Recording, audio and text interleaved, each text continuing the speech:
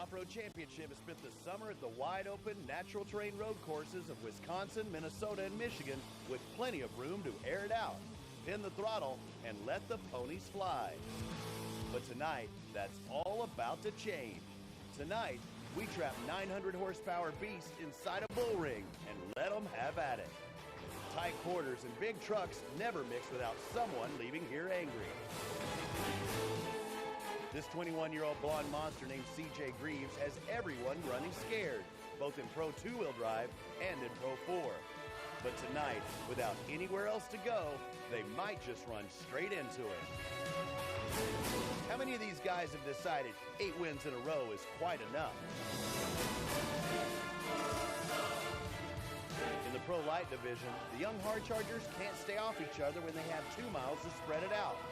What happens tonight when they're bound up inside this clay arena? When the sun goes down, the lights come on, and we go off-road racing. TORC, the off-road championship from the dirt track at Charlotte Motor Speedway, is about to fire up.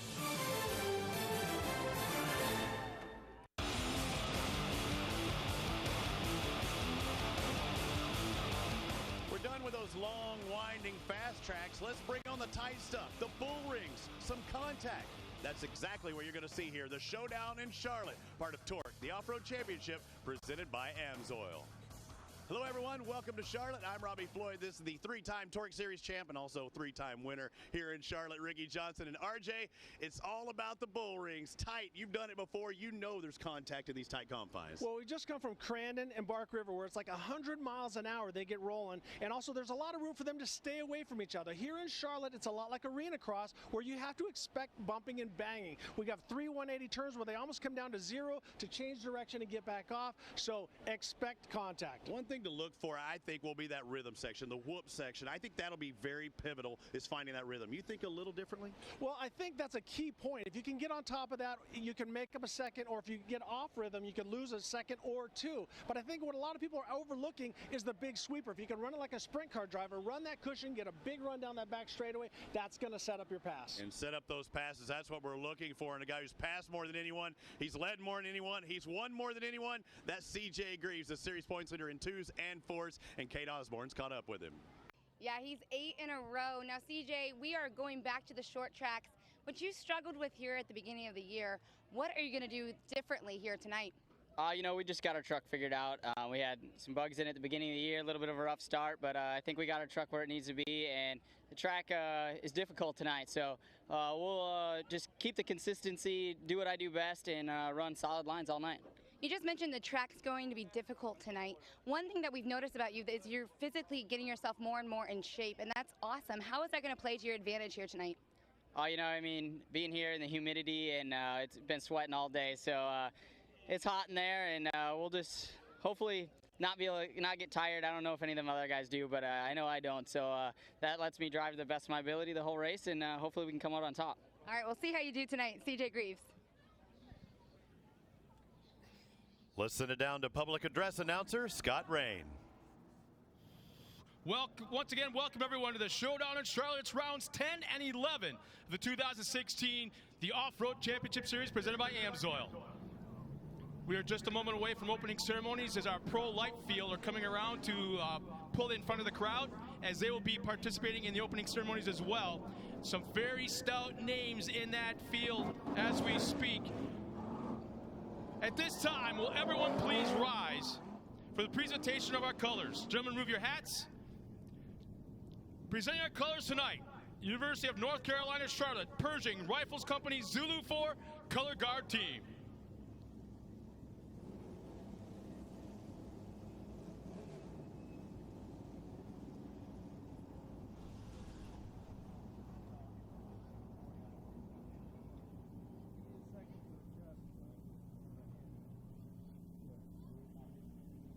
At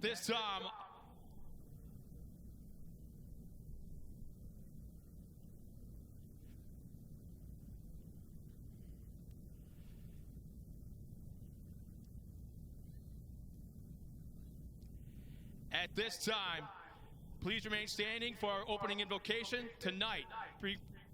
by Motor Racing Outreach Chaplain, Tom Kipp. Let's pray. Gracious God and Father, we pause at this time to give you thanks and to ask your blessing on our night. First and foremost, we want to thank you for each of the brave men and women serving in uniform tonight at home and abroad. We thank you for their great commitment, their sacrifice, and all the hard work that goes into keeping our country safe and strong.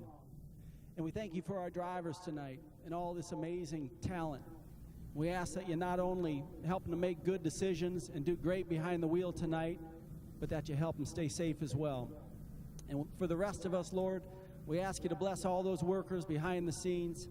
Bless all the people in the stands tonight, the fans that came out, that we all may truly enjoy a great night at the dirt track at Charlotte. It's in Christ's name we pray. Amen.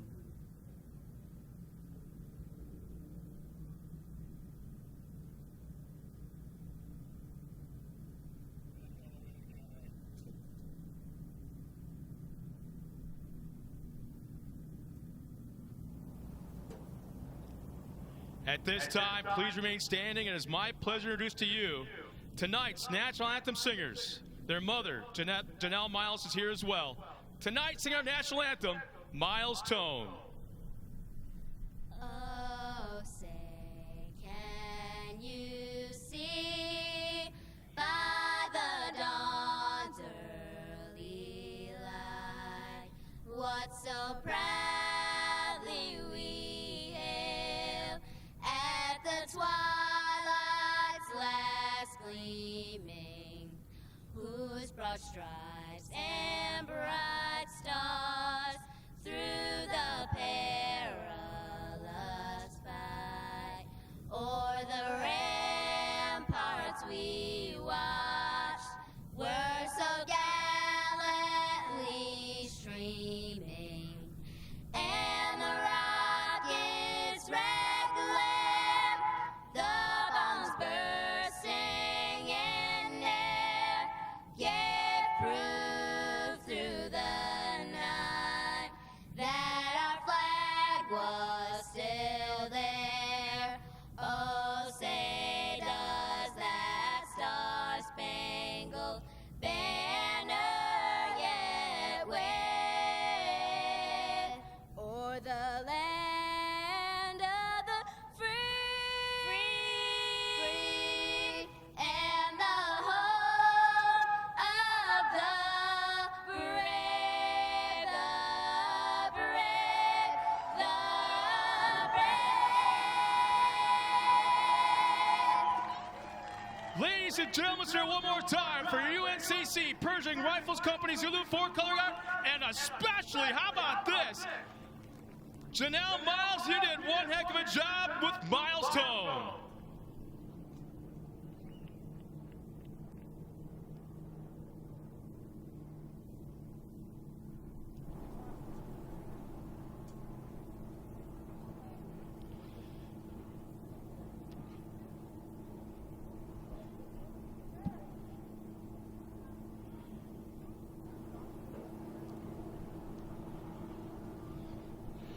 Let's now go trackside for the most famous words of all motorsports with our 2016 Miss TORC, Tiffany Stone. It's a great night here in Charlotte. I am so excited. I know you guys are excited. Can I get one? Woo! You guys excited? All right. Gentlemen, start your engines.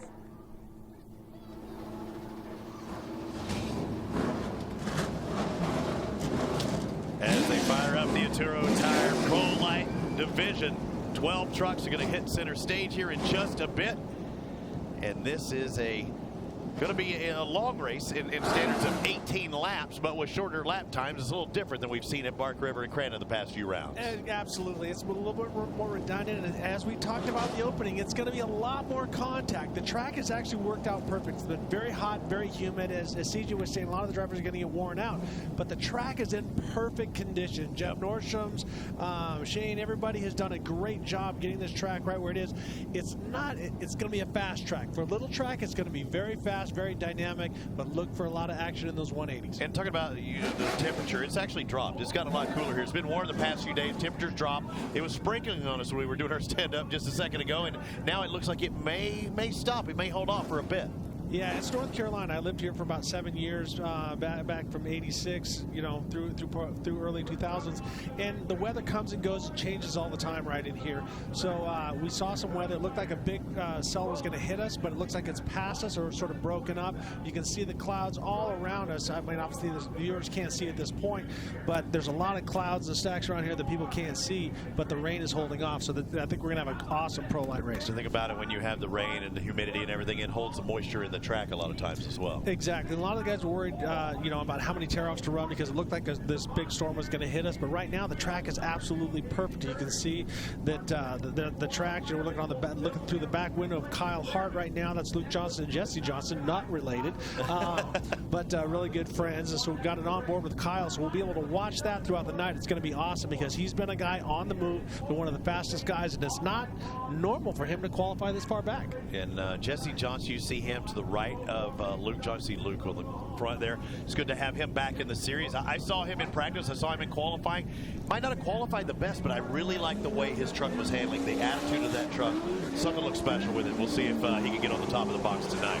Exactly. And then there we have Kyle Kleinman, who's been on a tear. He was flying at Bark River, and so he's running really, really strong. Got a new Pro Power motor in there. We're looking at Luke Johnson right now with the Red Bull Spider Lights multicam vehicle. So here we have Kleinman, who was fast. He's been getting faster every week. So let's look for him up towards the front. Kleinman on the 42. His brother Cody in there as well, number 48. But you see the back and forth. That's when that doesn't look good to me. If you go that pace and you get that much rocking, you could have a long night ahead of you. Or a very short night. We unfortunately, Lunderby had a big crash in qualifying, and I don't see him out there, so he had a really, really rough track. And here's the first winner, as you talked about that. The very first person to ever win here in Charlotte back in 2011 was Casey Curry, so it's great to have him back. He's been in North Carolina having a good time doing some jeeping, and now he's qualified on the front row.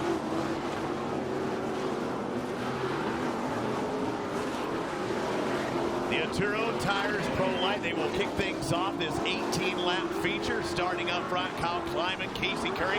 Good to see Casey Curry. He's the original winner, the very first winner here at the dirt track way back when, 2011. Exactly. And then we got Cam Reimers. I'm sorry, I can always mispronounce that. And Travis Dinsmore. Travis is normally really fast on the big tracks, but he's been going faster and faster on these bull rings. Yeah, I like him on the tight tracks too, as well as Kyle Hart. He was almost unstoppable the start of this year. Now we're back on these, almost half-mile ovals. Look for Sean Morris coming off a victory too not too long ago. Luke Johnson, LJ14, had a horrible Bark River. Get it out of your mouth. That's a bad taste you don't want to have. He's trying to turn things around, as well as Andrew Carlson, a winner this year as well at ERX in Minnesota.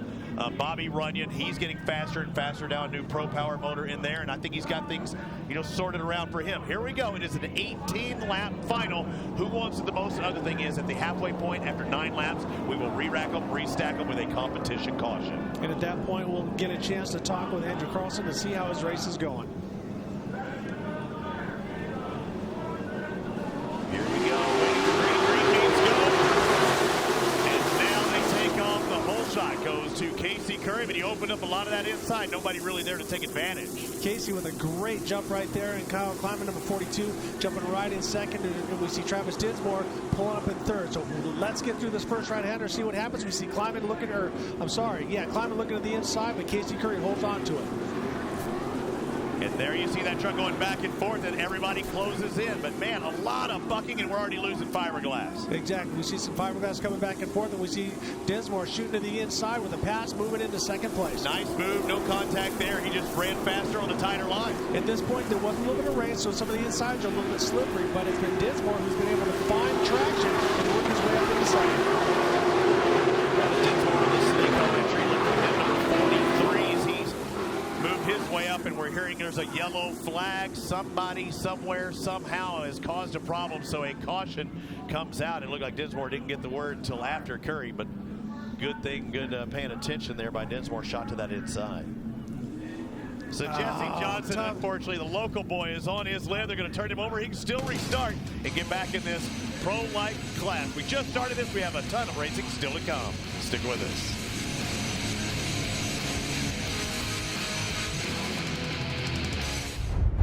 When it comes to guarding your engine, AMSOIL offers the next level performance enthusiasts demand.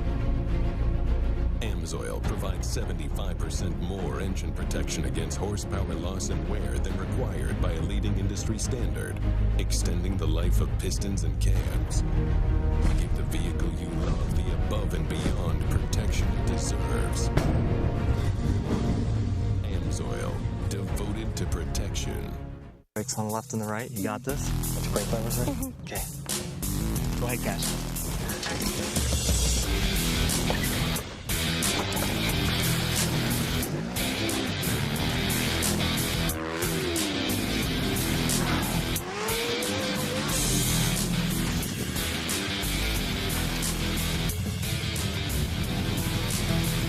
We know Dirt Maxxis Tires.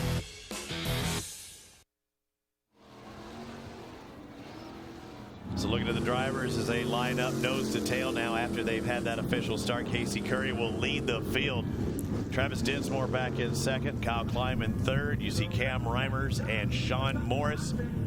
Kyle Hart behind him, then Luke Johnson. So really only one official lap after they have to go back, but we're not going to start side by side again. Yeah, we'll start nose to tail. And right now, you got a big shot of adrenaline. The drivers are all wanting to fight for their spot, so their spotters have to tell them keep away from each other and also get in line. So right now we see Casey Curry out in front, and now for some reason we got some good dicing going back and forth between Dinsmore and Kleiman. So we'll see who feels that they were properly in second place. Do you think Kyle thinks he was wrong right there? So they're bumping. He's sticking a tire in him on the inside right there. Do you think he feels like he's wrong? I was just told the 43 didn't want to give up that second spot, but you go back the last previous lap. But wouldn't that have been the start of the race? Exactly. And so I've been in both scenarios. And when you pass somebody, which Dinsmore did, he passed Kleiman perfectly clean. He feels he deserves that spot, so he's got to fight for it. And that's what you have to do. You're a racer. You got to work your way up there.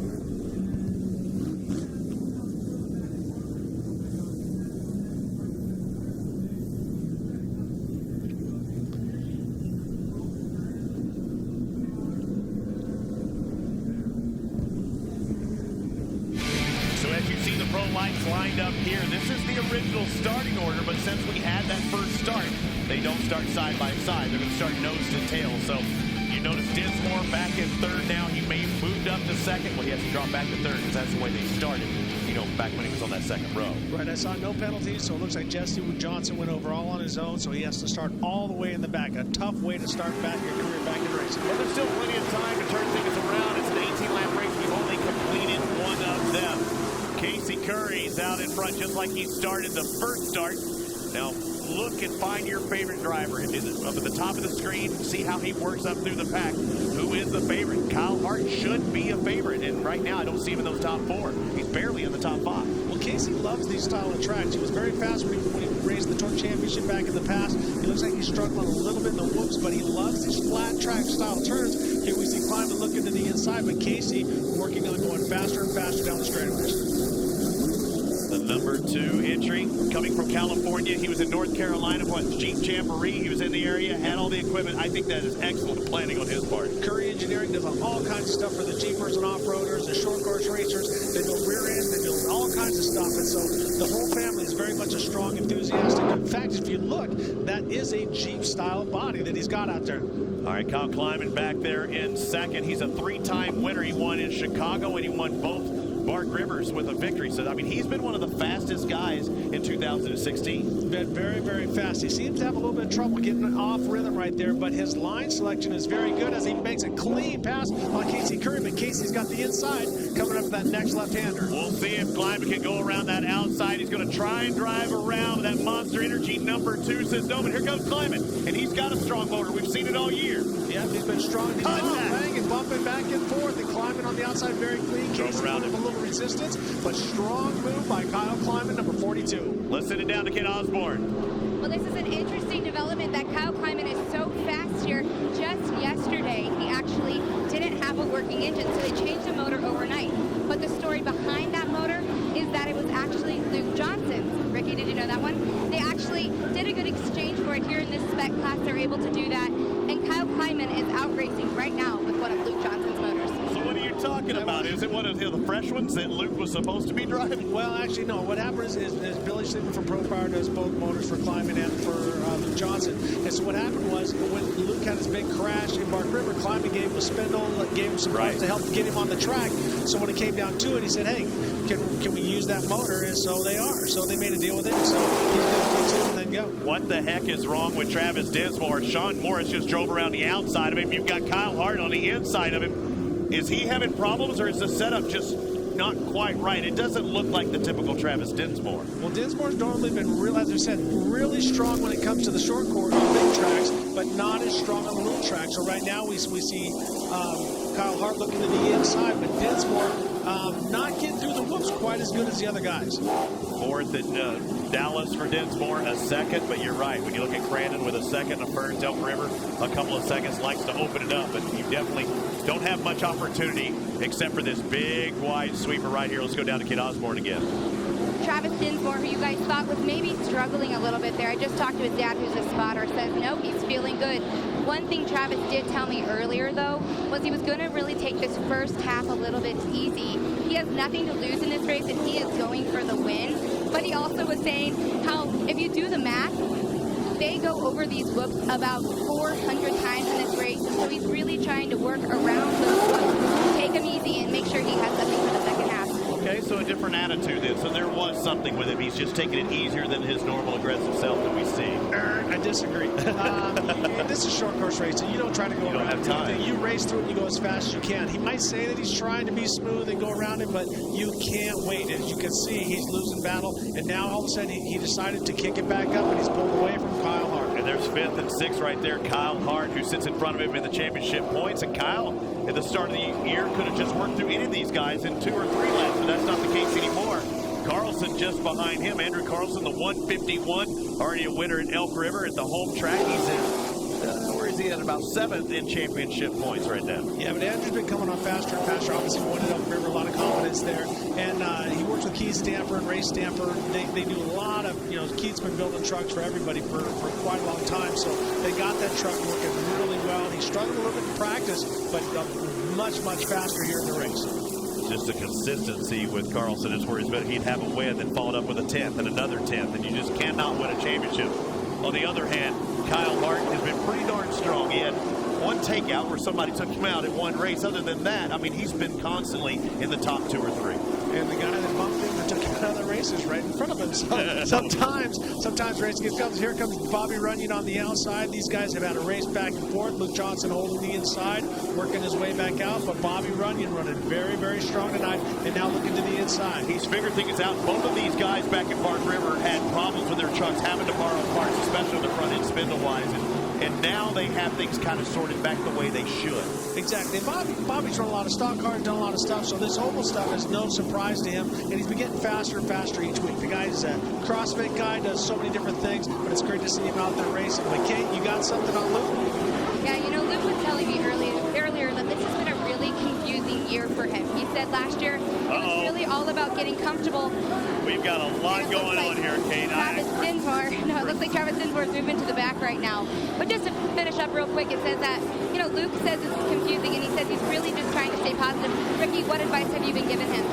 Well, I'm going to get back to that in just a second, but we had a huge thing coming. Travis Dinsmore and Kyle Hart both getting into each other. Now, Kyle Hart losing his right rear tire, so a lot of contact going on there between those two drivers, and now... This is your championship points leader, too. Exactly. The championship points leader has now got a flat, and we are nowhere... Actually, we're very close. We're lap 9, so the good luck is falling on his side again. We will be going to competition yellow next time by.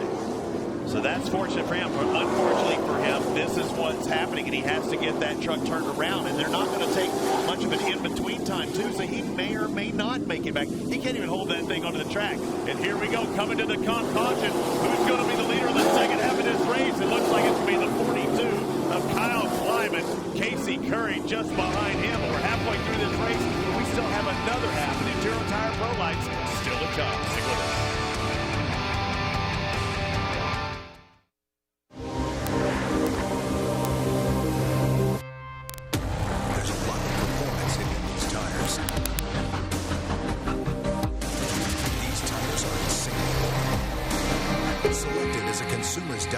Best Buy. If this is what experts thought about Cooper tires, imagine what you'll have to say. They're impressive on all surfaces. Put Cooper tires on your car today. What would happen if the side-by-side had more power than it ever needed? A smoother ride than ever expected, and as much storage and customization as a pickup truck. Where would you take a side-by-side like that? Where would it take you? Step behind the wheel of the new Bad Boy Stampede 900 4x4 with 80 horsepower and see for yourself what would happen.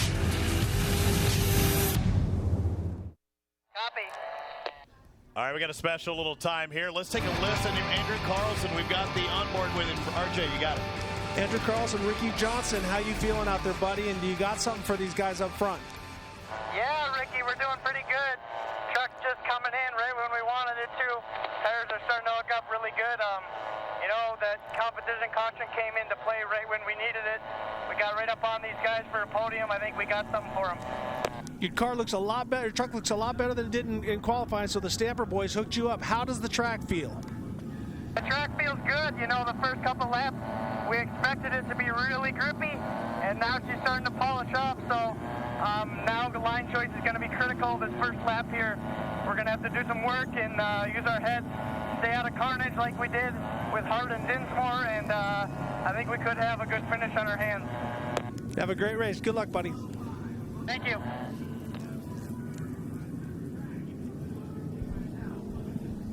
And we're hearing from Andrew Carlson. A little quick word from the guys listening, or guys and gals listening on our web show. And good job. So he said the track was coming to him a little bit. It was like they had planned it. Well, yeah, I know the gods are smiling upon us. That rain was just the right amount. It's cooling off. The trucks are running cool. Unfortunately, we don't have video of what happened between Dinsmore and Kyle Hart. But a big shakeup right now. So we got Casey Curry, who's not a normal guy here that's shooting for a win. He's won here before. Right.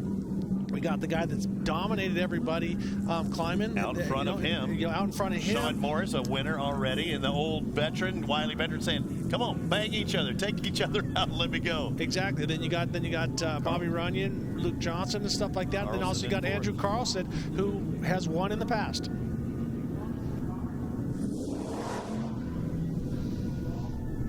So as the Arturo Tire Pro Lights line up on the back stretch, getting ready for the second half of this race, Kyle Kleiman looking for another victory, but Mr. Curry has a little something to say.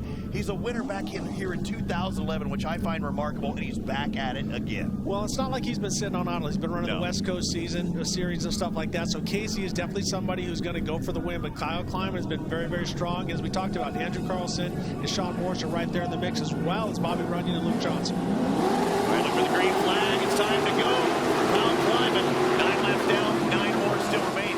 You talk about Casey Curry racing out on the West Coast, but his best finish this year is a 4th place. Right now, he's currently in 2nd. Here comes Sean Morris, the Kenda tire, number 27 on the inside, trying to get the grip. And that's tires, DOT tires that you can buy off the showroom floor. Yeah, when we watch the Pro 2s and the Pro 4s, they have what they call a project tire, much thicker, much heavier, and you can side load them. If you do that in a Pro Light, you will rip the casing because it is a street DOT tire, and it's not quite as strong, but very, very tough. The beating that these guys put on them, it's amazing. Oh, too much into the back end of Curry, spins him around. Carlson gets stuck. He has nowhere to go. Very tough move, and we're probably going to see something come out because that was a pretty hard hit by Sean Morris and straight behind. I don't think it was intentional. They were in the air, but we see Casey Curry sitting on the side. That's the most I've seen anybody catch up with someone in the air like that and straight in line too. Was Curry already getting on the brake? Well, yeah, we've got a full course yellow, it looks like, as Luke Johnson has worked his way up through the field as well. So a full course yellow will try and get you that answer of what kind of penalty may be or may not happen here in just a bit. Arturo Tires Pro Light, we expect bumping, banging. We're seeing a lot of banging, bumping. We still have half a race to go.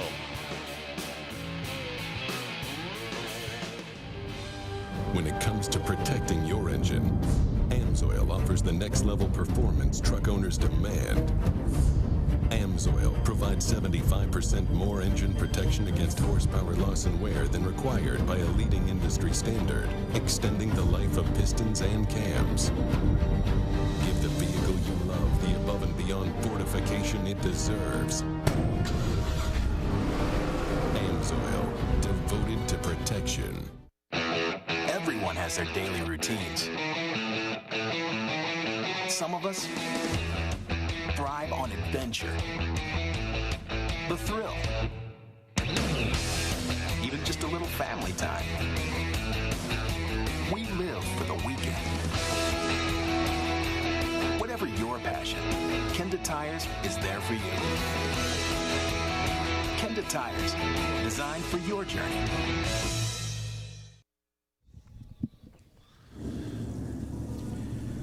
So word from the big guy says that we might have a stop-and-go penalty. Basically, moving to the back of the field will be Sean Morris in the 27. We thought there may be something there because you kind of got to be in a little more control than he might have showed that time. But I don't know, Casey Curry must have been slowing down an awful lot because he punted him pretty hard straight on. Yeah, well, it's a racing deal. And Sean races aggressive in that, so I think that he was looking to go to the outside in case he was looking to go to the inside, but obviously hit him hard enough to knock his hood off. Yeah. And then Kyle Hart, we see there is again, him and Dinsmore both got into it again, and Kyle with a flat. Here we see the two drivers that are side by side, where Luke Johnson feels he deserves second, and Andrew Carlson feels that he was there and he had to stop to keep from hitting Casey Curry. So the officials need to straighten this out and either let him back in there or we got to do something. But Jesse Johnson has worked his way all the way up into third/4th place right now. So he rolled in that first lap. So there's a lot that can happen. So right now the Johnson boys are protecting that line, and Andrew Carlson wants back in. So the officials need to figure this out. Everybody's coming in from the outside. Yeah, from no, the inside, outside. 3 wide, World of Outlaws. That's it. Let's do it.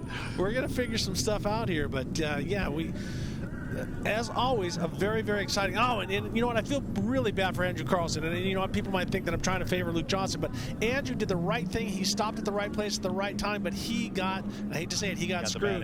He got the bad end of the stick, and so now he has to go to the back with Casey Curry. So, And that is the nasty part of racing like that. And I hate being an official. I wouldn't want to be an official to make that call, because why not, as they will reset them. Again, welcome everybody listening on TORCseries.com. If you have any questions tonight you want to ask us, hashtag TORC16. Yep.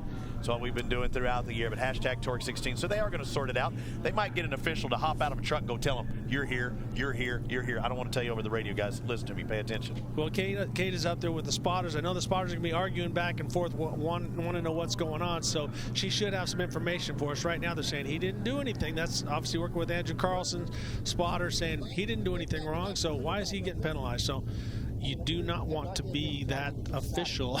That's like being the lady at the counter that says, oh, by the way, your fight's canceled. Also, Travis Dinsmore. Remember, we were talking about the battle between Travis Dinsmore and Kyle Hart. So there may be more of it there as well. So maybe they're talking to them about, you better straighten up, whichever one of you it is. But either way, you're getting back into it with each other. So that might be another concern for them as well. I have a great idea. Let's get rid of the spotters.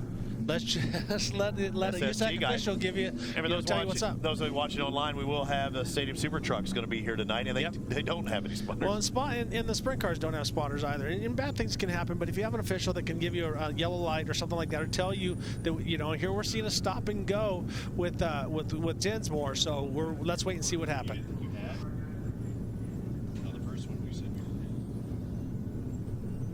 All right, let's take a look back at what happened at one of the first instances between the 43 and 41. Okay, so Hart sideways, and I see the 43 still on the throttle. Wide open on the throttle and pushing him sideways, and that's obviously what gave Kyle Hart the flat. And remember, when everybody was sideways and off the track, that was the original instance. Exactly, that was the original one, and they were lucky because it happened right before the competition yellow. They went in, fixed their tires, then they came back out, and then I think these two drivers were so mad at each other that they went at each other again, and now Kyle Hart got another flat, and so tempers are running high here in Charlotte. Short tracks, short tempers. And those are guys that are both battling for the championship, but Kyle Hart has a considerable advantage, 214 points to Travis Dinsmore's 186. Dinsmore needs some DNFs out of Hart, and Is that, I mean, maybe that's the only way you're going to get it. Yeah, I never want to go into a championship hunt, you know, hoping for bad luck for the guy. You just want to flat out beat him and stuff like that. And for Travis, he's been going faster and faster every year, and he's, you know, so he doesn't want to hold back. He just wants to win. All right, we're getting ready for the Fox Show here. Just saying again, everybody, thank you for sticking with us here in Charlotte.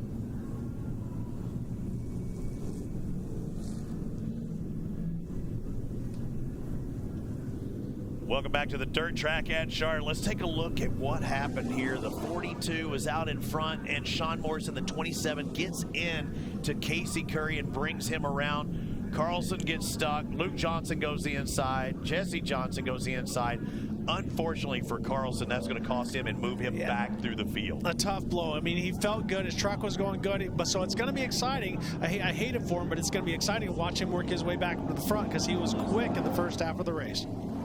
The 43 is also going to have to serve a penalty. We saw him maybe get into the side of Kyle Hart, so he's going to have to move to the back as well. Well, now you have those two guys that have bumped into each other, two separate instances, starting at the last. So two of the fastest guys starting in the back, so it should be quite exciting. Kyle Kleiman takes the lead. Luke Johnson's up to second. It's been a while. He's won a short oval like that. He's fast. But Chicago last year. He's fast on ovals, but this has not been his season compared to last year. But look at Jesse Johnson, a guy who rolled in that first lap, is back in it in third, and he's charging hard. Jesse looking up the inside, trying to get a run on it, but you can see that both guys swapping side to side, but Jesse's got a good run on the inside. Oh, and he shut it down. I'm very surprised he shut it down. Speaking of that, Bobby Runyon is shut it AKA Robbie Bunyan. Robbie Bunyan is flying and going around the outside of Jesse Johnson, and Jesse gives him that lane, and he takes every bit of that lane, but he still goes for more. He's racing with the fear right now. You can see he's got me on board, and he's running strong, so these two guys going head-to-head. Great race report. Jesse crossed over in the air. I thought he was going to get into the back business of Bobby Runyon there, but it didn't happen. Great racing, and this isn't even for the lead. Let's go down to Kate Osborne. Well, one thing is for sure, Jesse Johnson is out to perform. He said that this race, he just wants to finish. He wants to finish hard. He's doing it not only for his sponsors, but for himself and for his family. This is something that's been a long season to get back in a truck, and it would mean so much to him to get on the podium. And the Geldwin truck on the inside here trying to hold on. Oh, it's Casey Curry that's now moving in on Carlson. And Casey Curry in the number 2. He's got things dialed in. But what happened? He was up front. Now he's dropped back. He's coming back to the front again. Well, both him and Carlson, as I said, it'll be exciting watching these two because they were really fast at the beginning, and Carlson got screwed when it comes to how racing goes. But he stopped to keep from hitting Casey. Now he's working his way back up to the front. So we have a lot of racing to go. Oh, my. And a lot of banging. We're going to lose all our fiberglass for this race is over. Kyle Kleiman's leading. He's in the yellow truck, number 42. In second, Luke Johnson, LJ14. They're swapping as Cam Reimer's off the track back there in the back. But there's your leader right now, Kyle Kleiman and Luke Johnson, that Red Bull entry. The multi-cam Spider Lights truck's fast, and without question the fastest we've seen Bobby Runyon. Yeah, Bobby Runyon really fast. Running two different lines, and right now it's working out to Bobby's advantage. There, we see them getting into each other. Bobby had the run on the outside. Luke sort of pushed him off a little bit. I don't know if that was intentional or not. I don't know if he knew he was there quite that much. Right, but Luke taking more of the shorter line watch. He comes down here, brakes hard, goes to the inside, and gets a good clean run where Bobby runs around the outside. But sometimes it pays off for Bobby, sometimes it doesn't. Oh, Bobby got him to a little bit, got it loose, and the whole crowd goes right by Luke Johnson. He shoots by, and there's Jesse Johnson, too, on the outside of Bobby Runyon. Thor in the number 9 is now up into second, and at the rate he's going, he might be in the lead before this one's over with. 5 more laps to go. They're about to take the flag stand one more time after this left. Yep. Here we go. Curry's closed in, too. Look at Curry now. The number 2, who was in 5th that last time around, he's in 4th. Yeah, Bobby running very strong, running the high line, and that inside line bit Luke Johnson pretty bad, but Casey Curry running very strong. But I'm so impressed with Jesse Johnson right now. They call him Jesse River Johnson. Oh, he's got it here. He looks to the inside. Done. Oh. Bobby tried close in, and that's going to help Curry. Curry's going to pass 2 people in 1 turn. We got a right-hander, so there's a lot more coming up. So these guys are all going to be bumping and banging as they go through this right-hander. But Andrew Carlson pulled off, so something happened to Andrew. Worked his way all the way from the back, all the way back to the... And a penalty for Carlson because evidently he made contact with Luke Johnson, spun him, so they give him a penalty. Look at Bobby running again, not backing down And Curry's ready to take advantage. If either one of these guys make a mistake, man, Runyon looks so fast on that straightaway. He's hooked up. Yeah, Bobby's running that cushion really well. Right now, he's getting into Jesse a little bit hard. You got to watch out because you take somebody out there. Now that opens the door for Casey Curry. It cost him. He got into it, slowed himself down, and Curry took advantage. I love being in a different place. Like you said, you're not going to pass following the leader. Exactly. My dad used to scream that at me when I was a little kid, and it's true. If you follow somebody, you can't pass them. You know, this race kind of reminds me of Elk River when you saw, who was it? Sean Morris was out in front, oblivious to all that stuff that was going on behind him. That's what's happening with Kyle Kleiman right now out in front. Yeah, Kyle's out in front running a clean race, but these guys all have momentum and adrenaline on their side. When you're out in front, you're listening for grip, you're trying not to make mistakes. And right now, Jesse Johnson would love nothing more than to come out, basically out of retirement, and come out and win. So obviously, his brother has done a great job smoking everybody across the street, and Jesse's done, Jared's done a great job in Pro 2 as well. So good to see the Johnson family out there. Oh, and hitting that berm, actually making a berm now in the left-hander as they're coming in front of us. Camera, 2 laps to go, about a lap and a half left. Oh, Kleiman gets crazy sideways, and that's going to need Johnson to close in even more. Yeah, Johnson now looking on the inside. Oh, makes him close. What a run. What a run. Look at it. Hey, we're going to get the white flag this time around. Right now, Jesse looks like he's falling. Here comes Casey Curry looking. Gets a little bit of run on him, but now, white flag. 1 more to go. Finally makes a mistake. Jesse Johnson is right there to capitalize. Bobby Runyon crossed over a little bit. That's going to cost him. He's trying to get on that podium for the first time in his career. But look at this race. Will Jesse Johnson do it?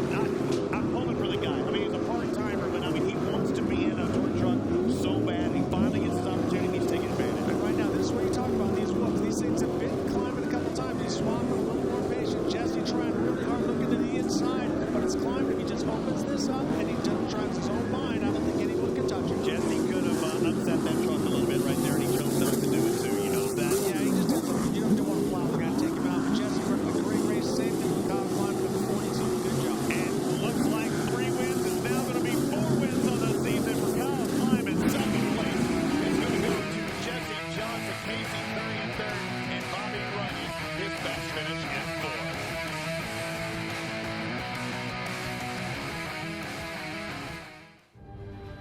When it comes to protecting your engine, Amsoil offers the next level performance truck owners demand. Amsoil provides 75% more engine protection against torque, power loss, and wear than required by a leading industry standard, extending the life of pistons and cams. No more of the above and beyond fortification it deserves. Amsoil, devoted to protection.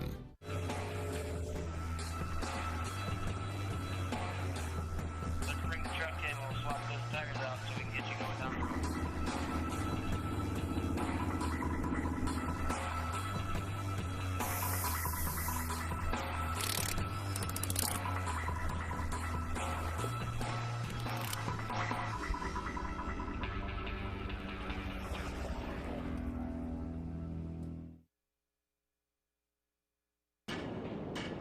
What would happen if a side-by-side had more power than it ever needed?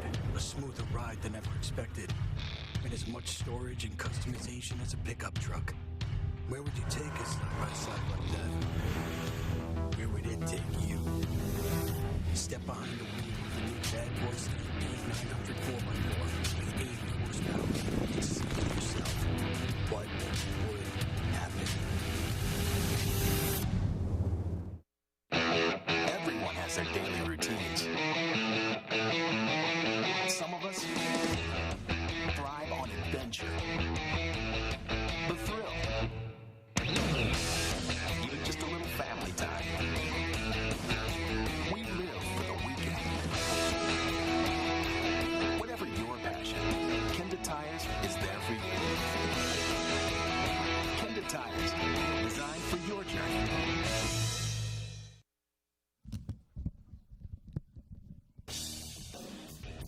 As the dust settles here in short track off-road racing, short course off-road racing, and we are in the middle of a dirt track. 0.4 of a mile oval, dirt track in Charlotte Motor Speedway. Call it the showdown in Charlotte. What a show they put on, the two tires put last week. man, there was bumping and banging. We saw temper, we saw black flags, we saw a little bit of everything going on. But I really want to throw it out there to Jesse River Johnson, man. He got flipped. He didn't get flipped all on his own, got back on his wheels, shook off the cobwebs, then came all the way back to second place. So great race for Jesse Johnson. And his brother, Jared, working on, he's helping with that truck, but also with R11 Jr. You'll see the Pro 2-wheel drive. I bet you he's just as happy or happier than Jesse. Oh, yeah, and Gary, a little bit of backstory, Gary Johnson, Jimmy, Jesse, and Jared's father was my mechanic when I raced mini bikes. And so I've known all of those kids since they were born, and it's just great to see him out here having a great time. Yeah, I forgot about Pops. I saw him, and he saw you, and it's like a good old family, Johnson family reunion. Not related, but your family. Yeah, I was 10 years old when I met him, and they were very instrumental in my racing career and helping me grow up to be, I guess, a fine young man. Who you are. TORC, the Off-Road Championship, is brought to you by AMSOIL, devoted to protection. Maxxis Tires, we know dirt. And by Cooper Tires, we make tires for people, not just cars. What a race here at the dirt track in Charlotte. Kyle Kleiman takes his 4th victory of the season, but this is his 3rd in a row. He gets the TORC turkey, and Ponzi is on top once again.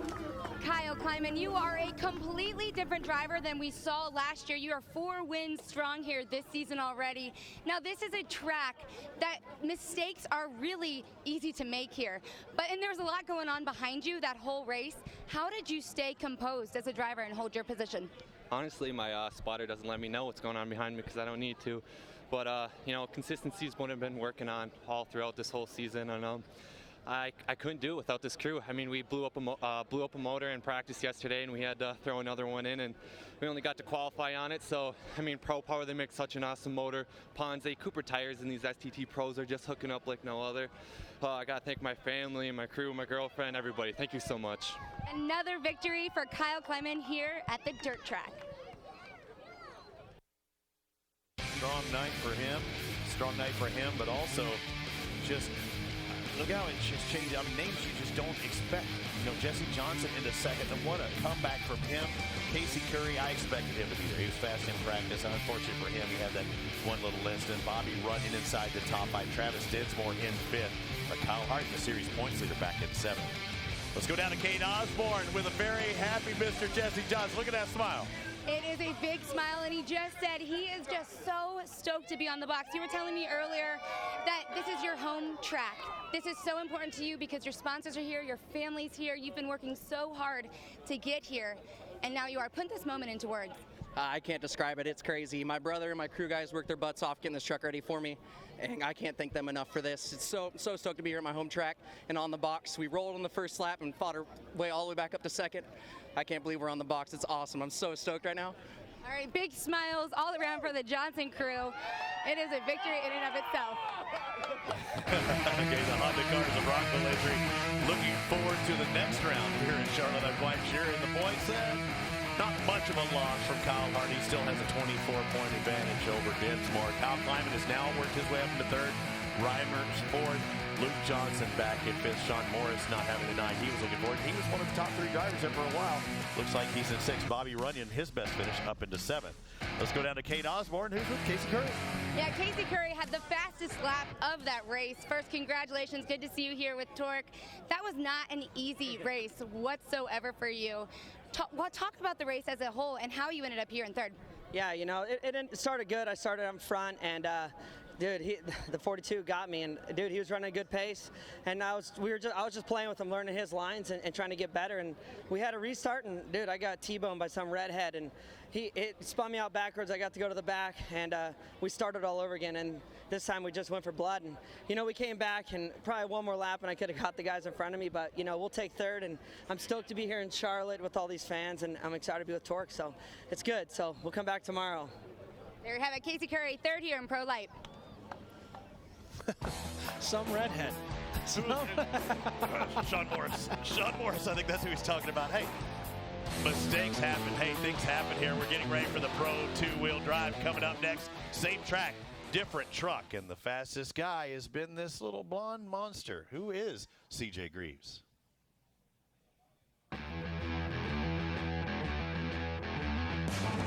CJ Greaves, you know, is really a meticulous driver. He really thinks things out, and he's very mature. You'd think that his father, being much older and much more experienced, would be, but I almost think CJ is more mature in the group. He's quick, and you really got to watch out for him, and it's going to take him having an issue for me to catch him. He's the calculated, perfect driver. I just love going fast. I want to air out jumps. I want to blast the turn harder than the next guy. We respect each other, and that makes for good racing. You know, we know how each other's gonna, what we're gonna do. You know, we're gonna drive each other clean and hard, and you know, we're going for the win every time. So a lot of respect for each other. And he has great throttle control and response, and he adapts to tracks really well. Fantastic driver. It's a pleasure driving with him. There's one thing that kid does good is read terrain, find lines. He can drive a truck and look slow and be super fast. He'll find the smooth line, the tippy toe line, you know, like that ain't no fun, you know, but he's definitely more calculated than I am, without a doubt.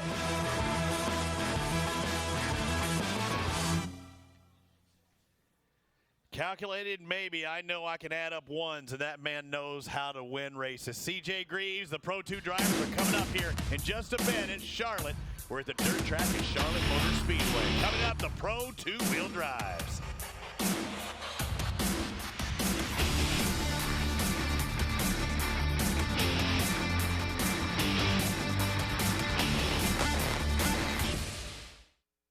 Brakes on the left and the right. You got this? Which brake lever was it?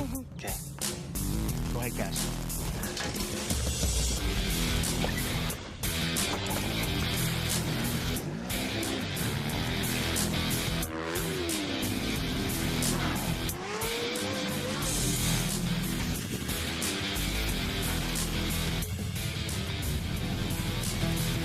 We know dirt. Maxxis tires.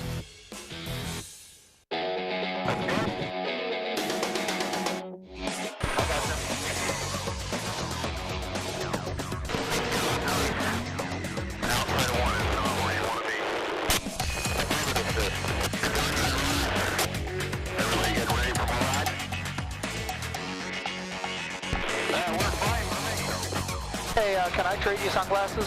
Yeah, sure.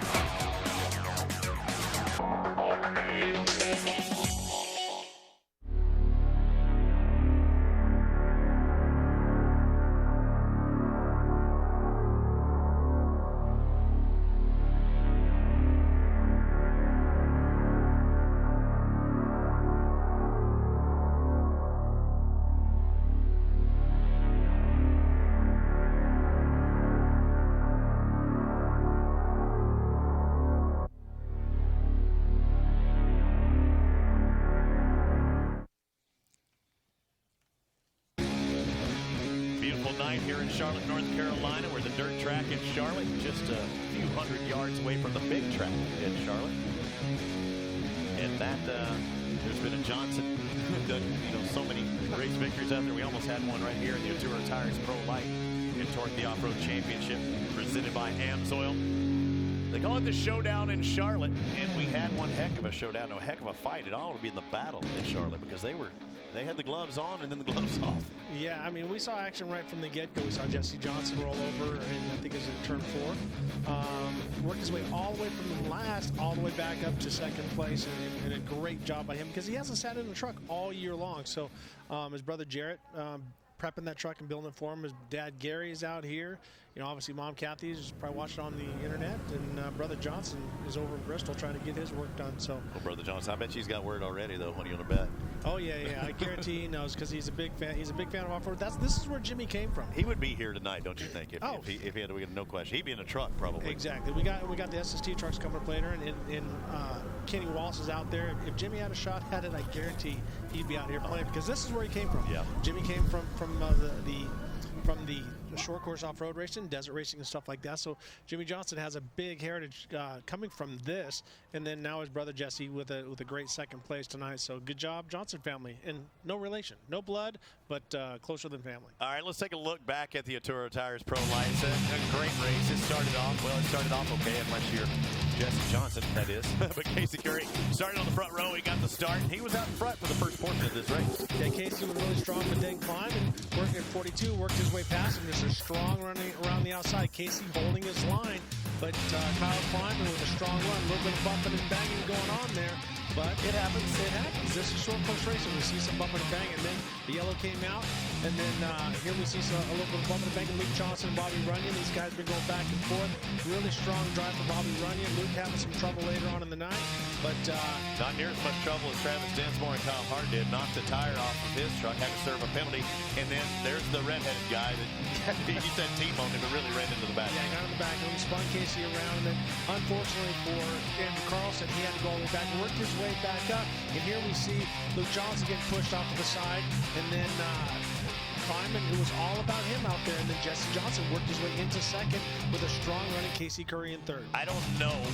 I mean, the fastest lap was Casey Curry, but I don't know who was the fastest truck on the track. I mean, the fastest for the 18-lap race was Kyle Kleiman. But you look at Curry, I thought he could have been the fastest truck of the race, and he was for one single lap. But on that same note, Jesse Johnson. I mean, I thought at any given moment, those last 2 or 3 laps, without question, he was the fastest. Yeah, he was running very strong. And Casey was trying to figure some stuff out. And they're all racers, and adrenaline is running. And Casey's saying, if I had a couple more laps, if I had one more lap, I would have won. But Jesse's saying that. Bobby Runyon was saying that. Exactly. Everyone was saying that. If I had another lap, you know what they say? If my aunt had, she'd be my uncle. Don't say it. But Casey running strong nonetheless, and very well deserved. After work, unfortunately got spun out by Sean Morris. I don't think Sean was trying, just came in too hot, got a hold of him, and then he worked his way back. So Casey very strong, very up and down, but a big dice for first and second in points between Dinsmore and Kyle Hart. We saw them get together twice. Once at the beginning, they got a flat right before the halfway point, and then as soon as they restarted, they had another battle back and forth. So I imagine the officials are going to pull them into the trailer and have a little talk with them because they were a little bit too aggressive. I couldn't see everything as we were watching our monitor, but I have a feeling they're going to talk to him. Well, somebody we're going to talk to, Kate Osborne, has them just below our vantage point right here in the spotters area. Steve Arpin's caught up with her. He's actually just admiring his hair right now. It looks great, Steve. It looks great, thank you. So, Steve Arpin, currently a Red Bull Global Rallycross driver, but is no stranger here to Charlotte Motor Speedway. You have been over at that NASCAR track, but not quite to the dirt track here. Never have you seen TORC. I've actually raced here on the GRC track before when we raced over here at the dirt track, but this is my first time in a TORC race. This is so cool. I'm having so much fun. These guys launch these things, and I love how long the races are. Like, I've watched some guys go from the back to the front, to the back to the front, and this is wild racing out here. Now, a lot of people would think that rallycross is also wild racing. Could you ever see yourself in one of these trucks? I think I'm going to start politicking maybe for a ride tomorrow. We might have to work on this. It looks like so much fun.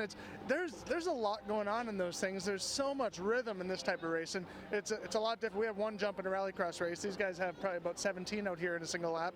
But it would be so much fun to try one of these things. All right, Steve Arpin, guys, he's having a great time here tonight at the dirt track. Absolutely. I like how he was politicking without question right there, going, you know what? There's a guy named Mike that has a Pro 2 that he doesn't have to drive if he doesn't, want to. But he's probably walking down to Robbie Gordon's trucks right now going, hey, if you got a seat, I got my helmet. He's a professional driver. I'm fortunate enough to work with Steve Arpin in the GRC. I do the same job that I do here. Right.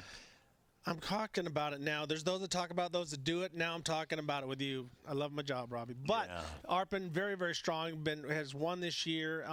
He would love this because he comes from dirt late models. Right. So it's very similar. Now he's got a dirt late model that he can jump and slide and do everything. And so I saw the smile on Kenny Wallace's face when he got out of there, and he just was like, oh, my God, I can't believe this. Because you get to jump certain vehicles, but when you get to really launch a race truck that will take you that high in the air and you land. Did you get to see Kenny? Did you get to talk to him at all once he did? Go give him a hug. What did he say? Because it's got to be different because he's used to the dirt, but not catching the air. Well, that's the whole thing. And the body roll. I mean, the dirt late models and stuff, they'll lean quite a bit. But when you come in these SST trucks, man, they lean a bunch because they have so much suspension going back and forth. But he was like a little kid, and it's awesome when you see a guy that's been a champion in so many different forms of racing and has done so much in motorsports. When you can make them smile like a little kid, that's what off-road racing brings back to these guys. I'm thinking of little kids. A little kid you used to babysit, and his last name was Johnson. Yep. No relation. Let's find out about who this Johnson clan is. My dad owned a motorcycle shop, so I grew up racing bikes. So the kids did, and then we went to the desert a lot and played in the deserts. The kids would ride bikes in the desert, and then they wanted to start racing, so it kind of grew and grew and grew and grew. I started racing Bandoleros and legend cars across the street here at the Speedway during the summer shootout. And then from there I went and raced late model trucks for a couple years, and then I ran late models. And now we're here racing off-road after 15 years of driving asphalt. We're back here at Charlotte Motor Speedway at the Husqvarna Showdown. The stock car is a hard thing to do, and being Jimmy's little brother didn't help either of them. We thought it would, but it didn't. So this was just a natural thing to come back here and do this. With Jimmy, his off-road background, it built a lot of, experience that he could, incorporate over, across the street at the Speedway. Sliding the truck, car control, just everything. There's a lot of it that applies to it, braking and all that. So from Jimmy's off-road background to the asphalt side, I think it's huge. I think that's one of the biggest advantages that he has. Jimmy helps us out a lot with cornering and braking and learning how to trail brake, and we always bounce ideas off each other. You've got to have a very well-rounded skill set, to be in one of these things. Because if you go out there and just cruise around, you're going to get smoked. You got to be up on the wheel and go, and then at the same time deal with changing conditions at all times. So that's the part that I actually think it's helped me go into the Cup. Might sound weird, but those asphalt tracks, guys are in the same line the whole time. They're dropping oil, laying down rubber, and a small change in line on our big tracks, I can find some grip, and I'm always searching for grip, and it makes a difference. To get from three little boys riding motorcycles to get to where we are now with Jimmy's fame and stuff, and these boys on their way now with this, it's been a lot of work.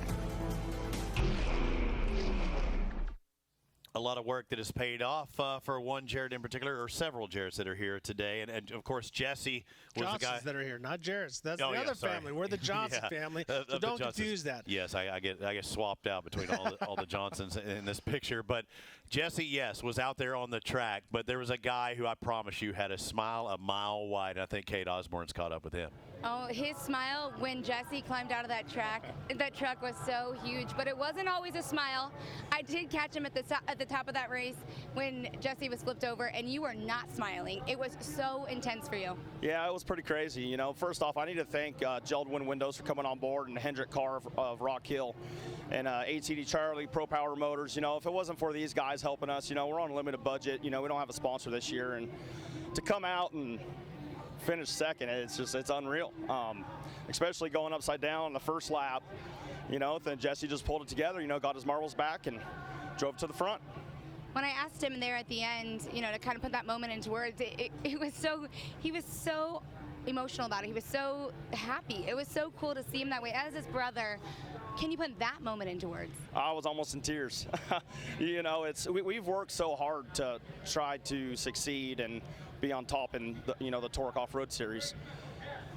It's tough when you lose a sponsor and you're out fighting for another one. Then to come out here, we're racing one race a year and we get on top of the box. It's phenomenal. I can't thank everybody in the whole series, USAC, TORC, all the fans here, everybody that comes out and helps with this, Maxxis Tires, everybody involved. It's such a great opportunity to be out here at our hometown and racing. Big celebration for the Johnson family tonight.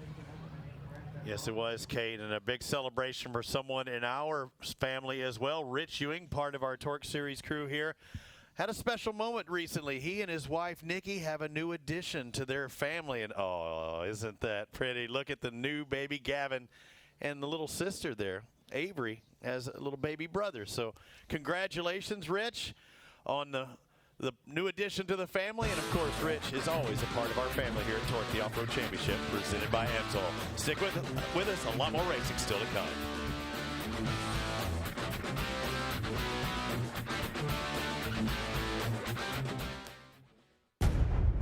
When it comes to guarding your engine, Amsoil offers the next level performance enthusiasts demand.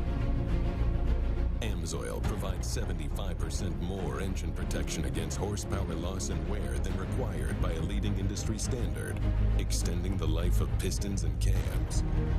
Give the vehicle you love the above and beyond protection it deserves. Amsoil, devoted to protection.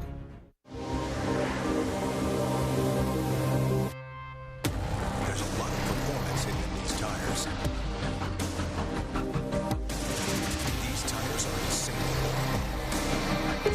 as a Consumer's Digest Best Buy. If this is what experts thought about Cooper tires, imagine what you'll have to say. They're impressive on all surfaces. Put Cooper tires on your car today. Get the same quality and performance the pros depend on when you fill up at VP Racing Fuels. And while you're there, check out VP Matadors, formulated by the mad scientists to give your ride a seat-of-the-pants boost.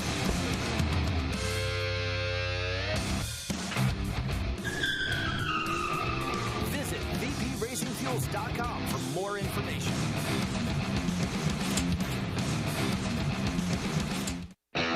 Everyone has their daily routines. Some of us thrive on adventure, the thrill, even just a little family time. We live for the weekend. Whatever your passion, Kenda Tires is there for you. Kenda Tires, designed for your journey.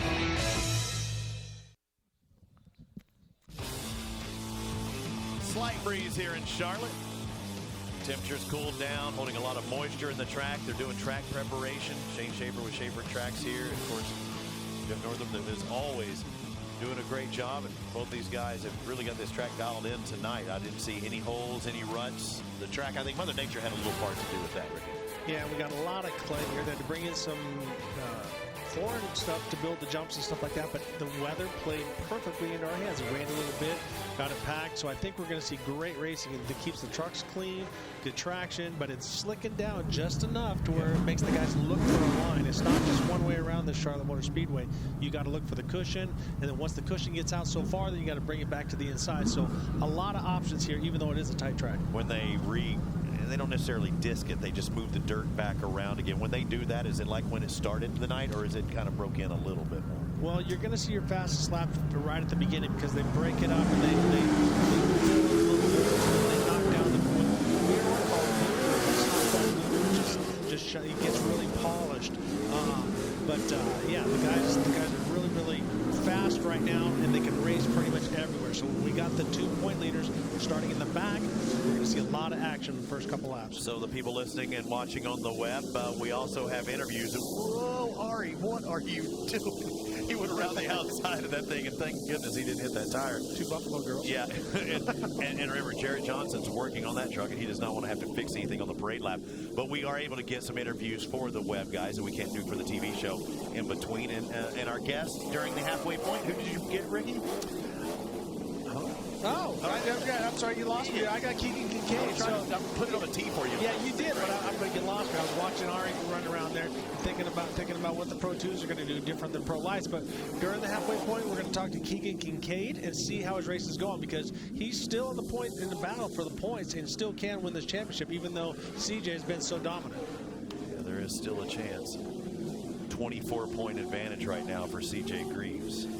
And speaking of CJ Greaves, he has 7 wins here, all right, over the course of his career. So a very, very dominant, and also 8 wins in a row when it comes to just this season. So the guy that we watched about is just flying, and so let's keep an eye on him. And in the far back, we have Kyle Hart, who got second his first time out in Texas. Up next, the Pro 2-wheel drives here at TORC, the Off-Road Championship presented by AMSOIL. Leading the field, you see the 47 Maxxis entry of Mike Jenkins, Ari Leindyke Jr. on his outside. Then you got Brad Lovell in row 2, and also Ronnie Van Eperen, very, very fast and very aggressive today. Yes, he has been fast, and a guy who came from the buggy. CJ Greaves, the series points leader, 24-point advantage over Keegan Kincaid. And look at that, Kyle Hart on the back. He's back again in the Pro 2s. Kyle Hart was unbelievable his first time on a track very similar to this in Texas. So watch for these guys to work their way up. Ari Leindyke with a great start on the outside, but Mike Jenkins looking on the inside. But really, there's no cushion at this point, so there's nothing really to hold on to. Well, he's going a long way around. When I say he, that is Ari Leindyke Jr., but he's able to go down and shut him down. I thought he was just going too wide. He was going to get past. And now we see CJ looking on the inside of Brad Lovell. Comes in, little door, gets a little bit in by Van Eperen, but great pass by by C.J. Greaves, working his way up into third. C.J. Greaves pretty much had to take that inside with that much room. Well, you want to be aggressive to get away, and we see that he's made quite a few passes here. We see Brad Lovell making another look on the inside, but that puts C.J. on the inside for this left-hander coming onto the front stretch. Defending champion C.J. Greaves back there in third. The 33, Rodney Van Effert, he's pushing. He's got a plow. Looks like, yeah, he is not liking things right now. I think he was trying to get a little too aggressive. He didn't like the bumping and banging. He just kind of picked the wrong place to get aggressive. Well, I think that those two guys pushed the way back by him, and so now he's trying to retaliate, but it backfired on him, and he went into the tire and spun around. Right now, Ari Leindyke Jr., who has had terrible luck this year right now, is on a tear, so looking great out front of that Gunkmobile. Yeah, Ari just trying to finish races this year. I don't know what's been going on. I mean, he even hit on the craziest, goofiest thing, fittings, break, like $1.50 items, things like that. Bad things happen to him, but Kate Osborne, you have more? Yeah, I sure do. Ari Leindyke Jr., a guy who is, like you said, had some bad luck this year. He said he was lacking speed earlier today, but his goal was to get up to the front. He's had good luck here in the past. Meanwhile, you'll also see him in SST later on today, as he is the only TORC driver who will also be making an appearance in that event. And there he goes to the inside. C.J. Greaves, the number 33. Look at him putting the pressure on.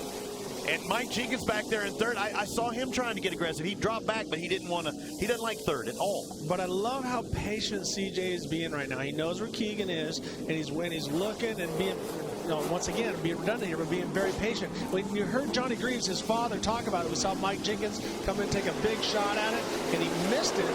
But now Keegan coming to the inside now. 1 and 2 in points, is now second and third on the track. Oh, man, there's got to be some grip underneath, right? Surely, maybe, possibly. Nope, not near as much as the outside. The Gunkmobile just drove around the Exactly, outside. And I love that the track is coming in this way. Sometimes that inside line becomes so predominant, but now it's polishing off, and the cushion is the way. I love it when the fast way around the track is the outside, and Ari Leindyke is running a very, very strong line. I like it when it's the outside because it opens up that inside for a possible pass if you can get that grip or take the line. Right now, CJ's underneath, and he's biding his time. You're right, he's not aggressive, knocking his way into the lead. Right, but I think you're going to see him get a little bit more aggressive right now because he's got Keegan Kincaid coming right up on his bumper in third place. So I don't think he's going to be as patient, but let's see if he uses the same line. Ari using the cushion, CJ looking down low, and Keegan back up in the cushion. But look how much higher. Look how much higher CJ is. He knew that bottom line wasn't going to work, and Keegan would probably get by. Right, but now you got to see, now he's going to shoot to the inside, use the rear to stop, turn around, but now Ari with a great line, and it puts him on the inside. So if he holds his position, Keegan coming in 3 wide. And look at Kincaid. He goes to the inside. He's going to be at almost a standstill. CJ's trying to get drive. Ari's trying to get drive. CJ takes over position. Now Ari moves to second, and Kincaid's losing panels. And let's see if CJ goes to that cushion. It's been faster. Look, he runs around the outside, and now see if he runs the cushion and turns 1 and 2. I'll bet you he does. Yeah, he's going to stay high. I think he learned that. That one time he went low and there was nothing there. You learn from your mistakes. It wasn't a mistake. It was just a little test. Let's see what's happening. Well, you got to stick your nose in there. And now we see Keegan coming back to the inside. Easy for you to say. I know. We've had a heck of a time with Keegan Kincaid's name, and Ari working his way back around to the outside and pulling back off the pass for second place. You look back there in fourth too, Kyle Hart, the number 15, only about 2.5 seconds behind. He's watching all this go. He had a second and a third in Texas. He's fast in a pro. It's been a long time since he's been in that truck, though. But very impressed with Ari right now. Ari's doing a great job. We've seen him. He's run some other stuff. Keegan with a run to the inside. Ari on the outside, but you have to run the outside on this cushion to keep the tires underneath you. A little underneath is Kyle Hart, though, and I'm seeing Maxxis across, and we know that's the sponsor of his Pro Light. Maybe they're giving him some love now. Maybe that's why he's driving the 2. As we have on the inside, the Traxxas number 7. He does inside to outside. He might, Ari's going to have a pretty good drive down this straight. But Keegan makes it count. I love what Keegan's doing. Watch what he's doing in the big sweeper. He's entering high, exiting low. So we'll see what he does. Watch the 1.5, the 15 of Kyle Hart. He's in fourth place, but he's worked his way up. I think he was kind of sorting things out at first, and now it's time to push. We will have that caution at the halfway point. There's Kyle Hart. He's going underneath these guys just a little bit each time, so he's been making that lower line work somewhat. He's trying to work around it, but as you can see, it's the shorter way around, but it's not paying off for him. What Keegan did the lap before seemed to be the hot tip, and here we see Kyle looking to the inside, but a very respectful driver. He knows that he would just just had to door him, so he held his brakes and then take another shot at him later. But I still like how he's doing something different as he gets in the back end a little bit. Already slowing down a little more than he was expecting. I like how he's doing something different. Maybe that line might grip up. It might have something there. If he's playing ball leader, he's never going to pass. Yeah, you got to look. So now you go to the inside. We're going up to competition yellow this time by. Next time around. Next time by. I apologize about that. I start seeing some dust starting to kick up in that turn, too. So the track is starting to change halfway through this race. Exactly. And the track is in great racing shape. You know, we saw Ari as he came around, the back end caught, threw him into a push. So now the guys are going to have to start looking for more lines. And here we see Kyle being a little bit more aggressive. He jumps that inside, sets the truck up in the air. It's also going to set him up pretty straight right here. But does he go outside to in or just try and drive around that whole outside? Well, there's the answer. He's going to drive around all the way in that cushion. But he's got to make this left-hand turn. Is he going to be on the inside? We'll have to find out because C.J. Greaves out in front for the first half of this race. But we still have 9 more laps to go. Can the Blonde Monster hold on?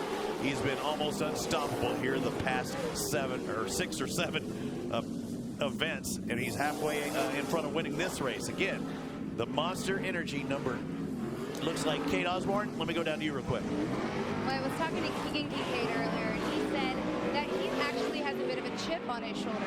In between the last 2 rounds, he went out testing. He said he made some really great changes, and he's doing all he can to catch up with CJ. Meanwhile, I was also talking to him about the differences of the driving styles between CJ and Keegan, and he said, well, he likes quite a bit of a softer setup, and CJ likes a bit stiffer. He said it's interesting because they both have great mentors, both who are legendary drivers, but they are a bit different and very close in speed. All right, RJ, let's see if we can get Keegan, or Clegan Kincaid, as I call him. I didn't call him that this time. Keegan, Ricky Johnson, you got a copy? Yeah, I got you, Ricky. How you feeling, buddy? You got a little bumping and banging going on in there. You got something for CJ in this last half? Oh, yeah, after we got around Ari, we just kind of paced ourselves a little bit. We're just saving our tires, you know, going to give it all we got against CJ here, you know. We're going to have to try some different lines, you know. Right now the cushion's where to go, but I think we got something. It looked good. You're entering high and exiting low on the big sweeper. Do you feel that's going to be the line, or just going to run the cushion the whole way around, or just mix it up? You know, I think we're going to have to mix it up to see what we can pass. I was feeling it out the last couple laps, seeing where I could do it, and I think I got some spots. Sounds good, buddy. You're looking fast out there. You got a loose fender on the back, but the truck looks awesome. We'll see you on the podium. Good luck. Thank you, Ricky. Well, there you go, Keegan Kincaid. I was trying to give you signals over there. I was like, is he having any difficulty anywhere? I was wondering if there was any part that he was going to have to work on. Well, yes and no. The difficulty is C.J. Greaves in front of you. You know, that's something that, but Keegan likes to be in second. He said, I would rather follow and look for the guy's lines. I can push my way up there. I can try some different things. And now, but C.J. has been, he's been like, you know, got ice in his blood. You know, he just runs his line, does his thing, and doesn't get rattled. 6 wins in a row in this class. Exactly, and if he wins here, this will be number 9 for in a row. You know, for the season, and so he just runs his own race. But the most we've ever seen him frustrated is when he couldn't get by Kyle Hart in the very first round in Texas. So, you know, we'll see what happens in this second half. But unless you get him offline, you're not going to just drive by him. That's for sure. You're going to have to work your way past C.J. Greaves. 33, and you see the 7 with some panels flying off the back there. Again, it is cosmetics, just fiberglass and money.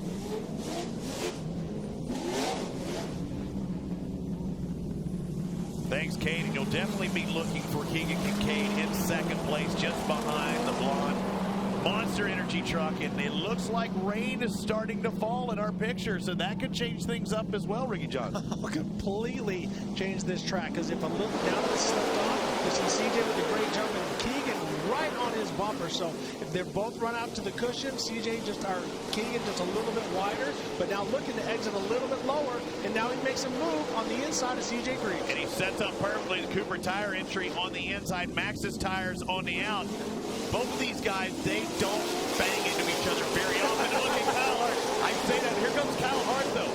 And also Ari Lindyke looking in the inside. But as I said, you're not just going to drive around C.J. Greaves. You're going to have to rough him up a little bit. You don't have to, you know, get dirty and try to break him, but you have to run him aggressive.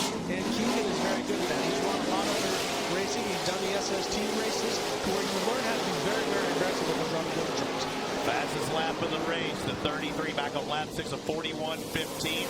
Keegan Kincaid a 41.43, so 3/10 less as far as the disadvantage, but he's out in front. That's the heck of an advantage. Exactly, you're out in front. But right now, CJ being very patient. Both guys, no flats, a little fiberglass hanging off the back of Keegan's truck.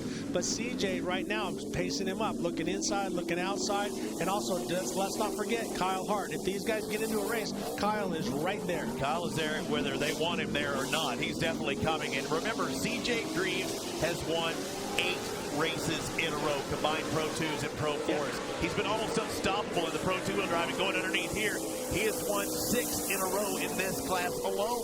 Yeah, but CJ looked to the inside, tried to run down on the pole, and it didn't work for him. It backfired. He went in right behind Keegan, came out 2 car lengths behind, so he's going to have to run up high and then make the move. If you know you're faster, though, you can do that. If you don't think you're as fast, you don't take that chance. Yes, but you're also dealing with it with the very, very dangerous Keegan Kincaid, who is right there. Right, but let's see if CJ can close in. Because you make a little mistake, knowing that you can't close it, you can do that. And I think he did. If you can, but CJ, I like he's running a little bit higher there right up against the wall, and he makes some time coming out right before that front straightaway. The guys have knocked it down on the outside. And here we see CJ running the cushion, a lot like, we got one of the sprint car stars, Brad Knopfsinger, out here that loves the cushion, loves the outside close to the wall. Also here that Brad Lovell might be penalized for hitting Mike Jenkins as well. So find your favorite driver up at the top of the screen. Follow him. Oh, and Kyle Hart gets a taste of tractor tire. And now CJ to the inside. And you say that Keegan has to bump CJ. Now CJ has to do the same thing to Keegan to get by probably. Yeah, but that's part of this racing, people. It's like watching a UFC fight and expect a guy not to punch some dude in the face. This is part of this racing. It's physical, and it's close, and they got to bump and bang, Scott Taylor and I had an argument a long time ago. He says, every time you pass me, do you have to hit me? And I'm like, yes, because you're so fast, I got to get you offline. And so that's what we're going to see CJ come back. Not dirty, it's just part of racing. All right, who's going to be the fist? Who's going to be the face? We've only got a few laps to go. 5 laps remaining in this Pro 2-wheel drive race. And Kyle Hart back in 3rd in the 15, the Maxxis entry, ready to pounce. I mean, he is closed in as well, too. He might be in the picture whether these guys make a mistake or not. Very impressive by Kyle Hart. These are the 2 fastest guys in the TORC series when it comes to Pro 2-wheel drive. And right now, Kyle Hart is running with these guys lap to lap. He's back a little bit, but if they bump into each other, he's going to be right there. So here we see CJ now coming up using Keegan's line through the outside, trying to inch his way back up there, because you're not going to make one big shot and catch Keegan Kincaid at this point. Little bit by little bit, and now it looks like a drifting section. There goes to the inside. CJ, if he gets a good straight drive through this rhythm section, he might do it, and he'll still have to close off. He's starting to turn there. Kyle Hart just had the fastest lap of the race, but trying to drive on the outside is CJ Greaves, the man who's won 8 races in a row. He's on the inside here. Is this where he makes the contact? Yes. No. He gives it to him. He is being very nice right now, Ricky. He's calculating. He's not going to tear up his own vehicle. He's not going to tear up his own front tire, but he is working it left and right, left and right. When you have a spotter in your ear telling you he's looking on the inside, looking on the outside, it can be very frustrating. But CJ only has 3 laps left to get his work done, and Keegan doesn't seem to be making any mistakes, and he's running his own line. I love this. He's not being protected, Robbie. He's just running his own line right where CJ needs to be. And his last lap was the fastest of this last lap, so Keegan Kincaid still holding on to the lead, about 2.5 laps left. CJ Greaves in 2nd, Kyle Hart in 3rd, Line Dyke, and Mike Jenkins your top 5. There, he took his little shot. You took your eyes off the camera for a second. He put his eyes up in there. So now we got 2 laps to go, and he is right on his bumper. So something good is going to happen. But I love this because it's a tire war. You got Cooper up front. Oh, and see that Keegan gets a little push, and now CJ to the inside. Look at this. He's going to have a lot of drive, squares it up. And, Keegan's trying to hold that inside line because he knows CJ's going to be there. CJ's got a heck of a drive here. His best drive. Oh, he catches the top of that one again. You got to upset that truck to get it to do something different than it wants to do. The fact how close these guys are racing, you got to respect this. There it is. CJ to the inside, but now if it pushes him up, that's going to help Keegan get around the outside to get that drive, and that's what it does. 1 lap to go. White flag is out.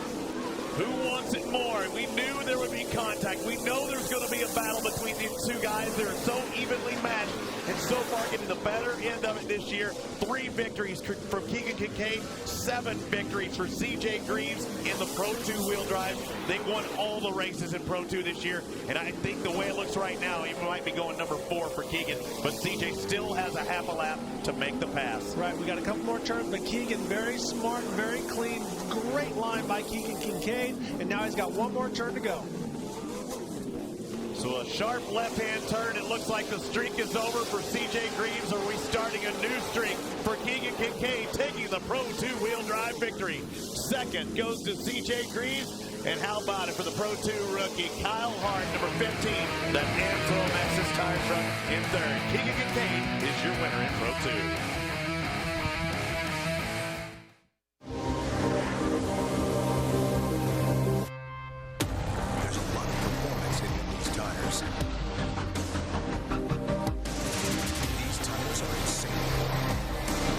Selected as a Consumer's Digest Best Buy.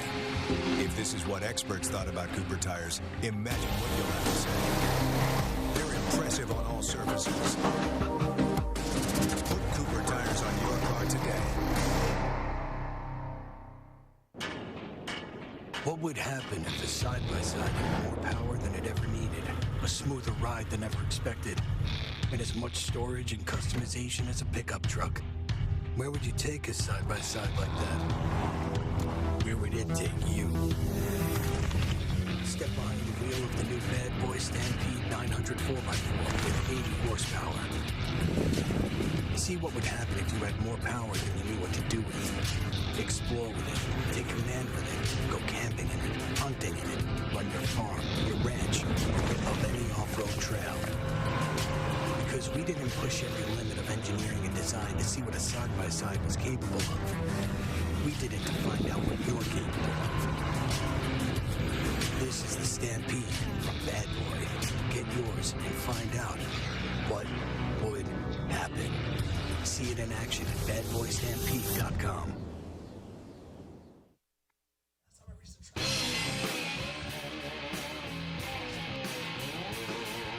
Welcome back to the dirt track at Charlotte. Robbie Floyd, Ricky Johnson, Kate Osborne with you. Welcome everybody watching around the world on the W World Wide Web. Yeah, I was going to go with you. And you see the safety crew out there. I'm not seeing many course workers as far as getting the track ready in between, so maybe they'll let it. It's so nice out there, Ricky. They might just be letting it take care of itself. It's like a bottle of wine, they're letting it ferment. No, they're gonna knock down some edges and stuff like that, because it's nice to have a fresh groom track for the first couple laps when everyone's bunched up, because it allows the side-by-side and 3-wide racing. But as the track starts to come in, you can see the slit. You see how on the inside of the corner it's very shiny. That means it's turning into blue groove, but where it's a little bit darker, a little more like chocolate cake, there's traction on the outside.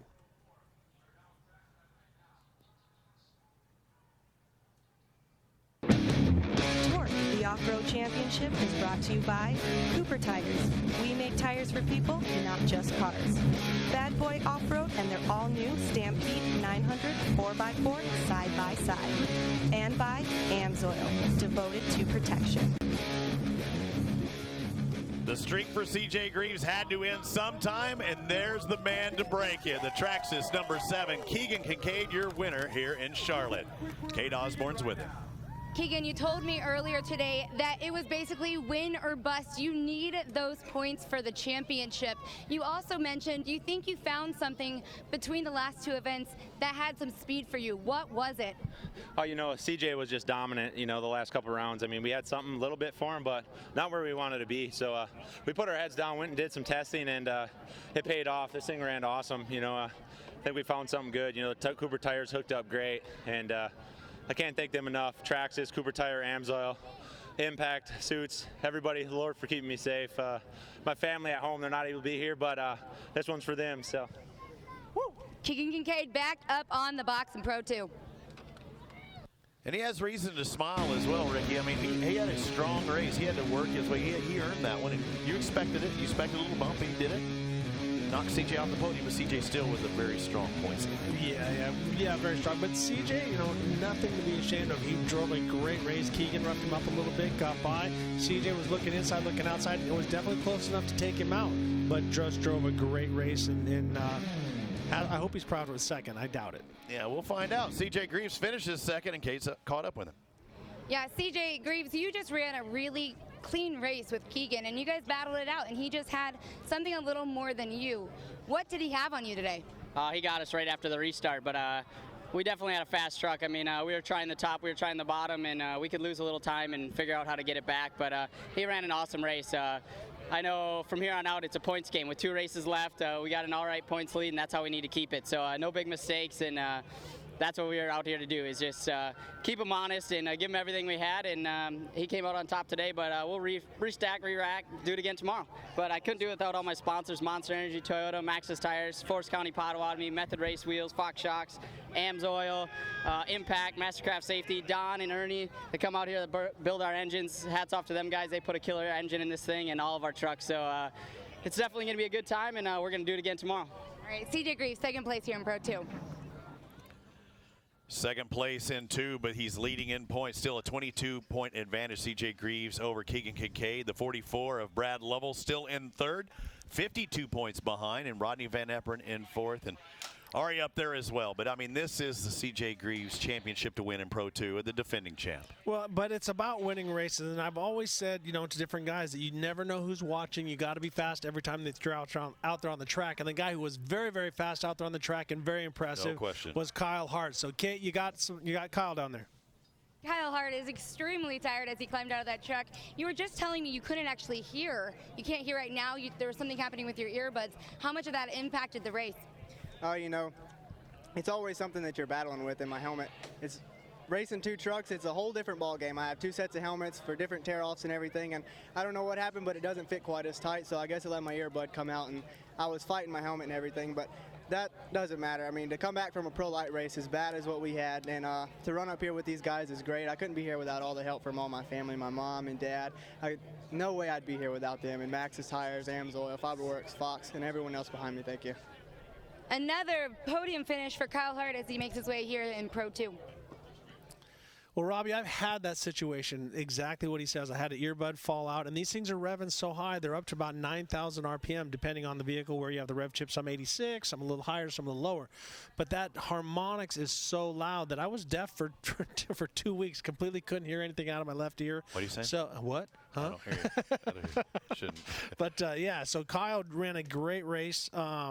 And it's so impressive, like as he says, to go from one truck to another. Yep, and I'm impressed by that camera shot right there. I'm taking a look at SST trucks. Stadium Super trucks are coming up here in just a bit, and you're going to see them for the first time here in Charlotte with TORC, the Off-Road Championship, presented by AMSOIL. The Stadium Super trucks are about to hit the track. Stick with us.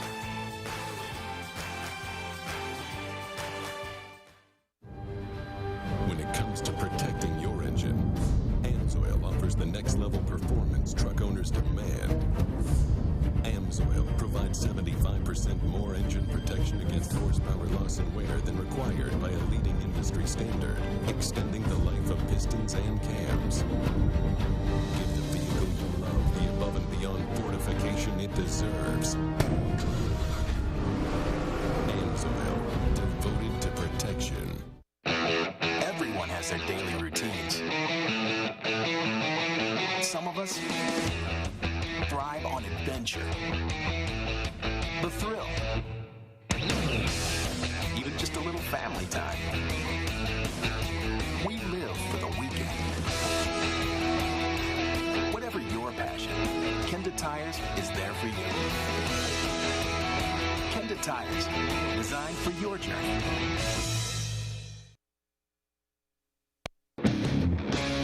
The Off-Road Championship is brought to you by Toro Tire, the tire with the style you want and the performance you need. Rugged Radio, the authority in communication. Akamai, faster, forward.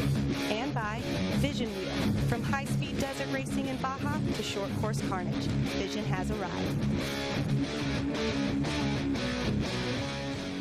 Welcome back to the dirt track here at Charlotte, just outside the big track at Charlotte Motor Speedway. I'm Robbie Floyd, next to Ricky Johnson, RJ, the 3-time TORC Series champ. And RJ, we just witnessed a pretty strong couple of races to start off the night. But just most recently, the Pro 2-wheel drive, where CJ Greaves have been super dominant this season, 6 race wins in a row in this class alone. And he started out about 4th, 5th place, but it didn't take him long to get up to the front.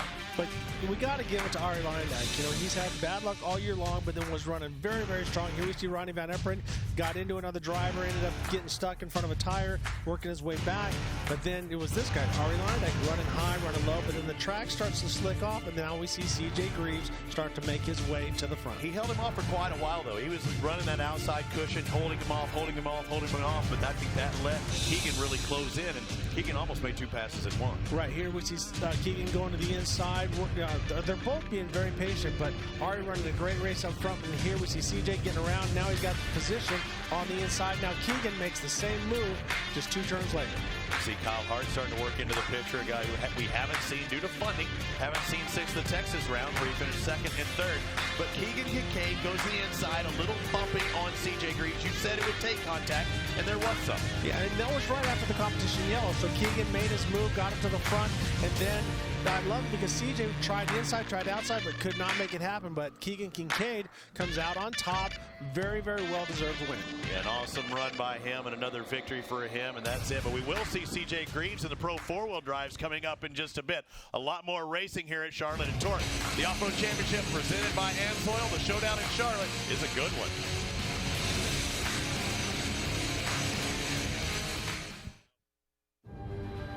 When it comes to protecting your engine, AMSOIL offers the next level performance truck owners demand. AMSOIL provides 75% more engine protection against horsepower loss and wear than required by a leading industry standard, extending the life of pistons and cams. Give the vehicle you love the above and beyond fortification it deserves. AMSOIL, devoted to protection.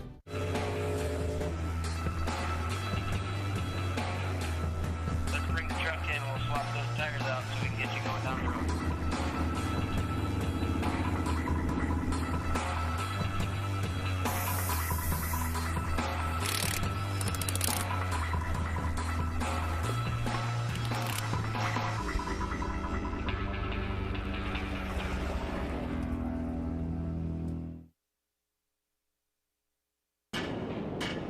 What would happen if the side-by-side had more power than it ever needed, a smoother ride than ever expected, and as much storage and customization as a pickup truck? Where would you take a side-by-side like that? Where would it take you? Step behind the wheel of the new Bad Boy Stampede 900 4x4 with 80 horsepower and see for yourself what would happen. Everyone has their daily routines. Some of us thrive on adventure, the thrill, even just a little family time. We live for the weekend. Whatever your passion, Kenda Tires is there for you. Kenda Tires, designed for your journey. Changes. Well, there's the dirt track, and they're doing the dirt preparation here for the best in short course off-road racing, and we have a new addition, the stadium. It's hard to say this, the Stadium Super Trucks are ready to hit the track for the very first time ever, and it's good to welcome to the booth Sean Cervini. It's good to have you up in here, and it's just a surprise for a lot of fans that go, what in the heck are those guys running with those guys? But if you watch practice, it's quite a show. You know, it's the best of both worlds. I mean, for race fans all over, I mean, off-road is the best kept secret in racing. I mean, there's no doubt about it. And then you take all the drivers from TORC and all these great trucks and bring SST in here, going from asphalt to dirt and back and forth. I mean, if you're a race fan, this is the weekend you want to be. You want to be at the showdown in Charlotte here. And it's a lot of great stuff going on this weekend. We wondered if there's ever been a chance for them to be on dirt only. Ricky pointed out you were Well, in yeah, Australia. they race racing stadium. I raced with them in LA Coliseum, San Diego Stadium, Jack Murphy Stadium, or Qualcomm Stadium.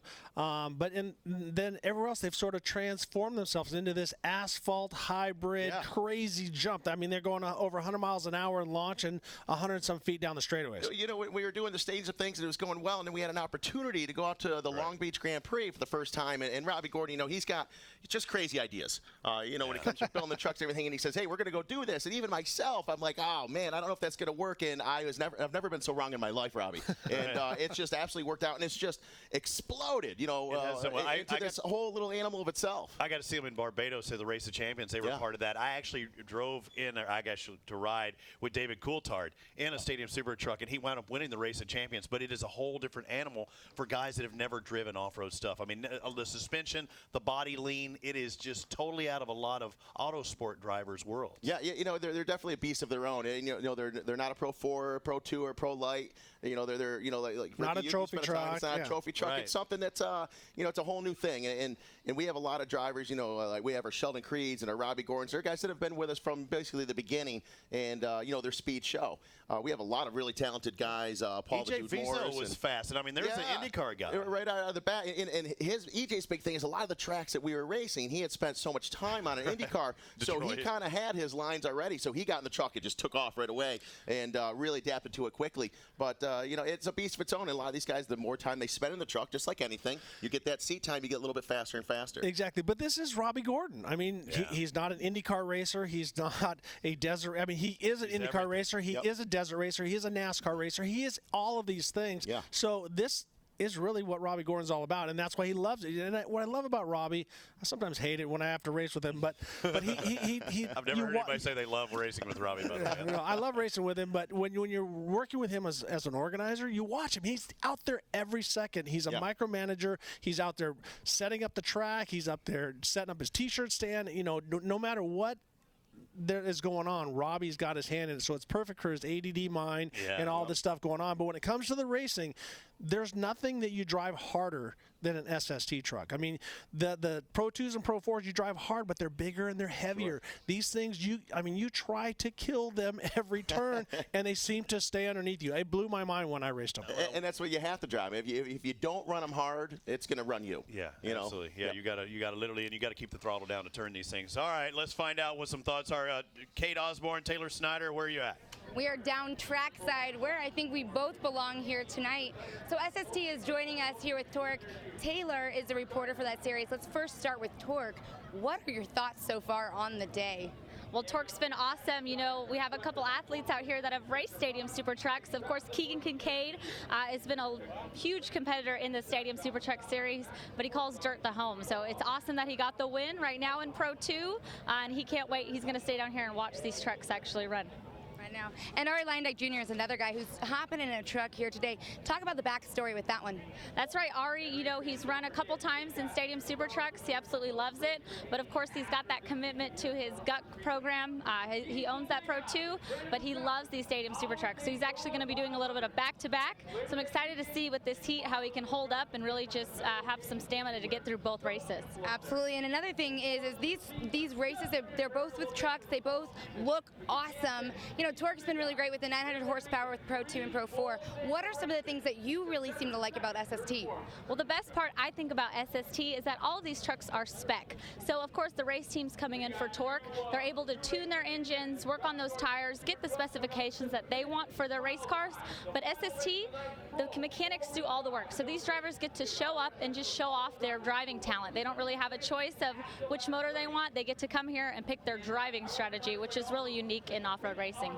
Well, these drivers are about to show off what they have. These trucks are about to go on track, and I'm passing over the mic to Taylor here to take over for SST.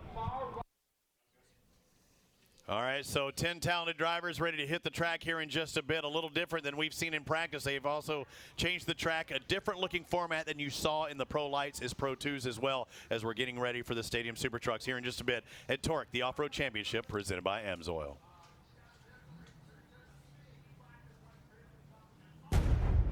When it comes to guarding your engine, AMSOIL offers the next level performance enthusiasts demand. AMSOIL provides 75% more engine protection against horsepower loss and wear than required by a leading industry standard, extending the life of pistons and cams.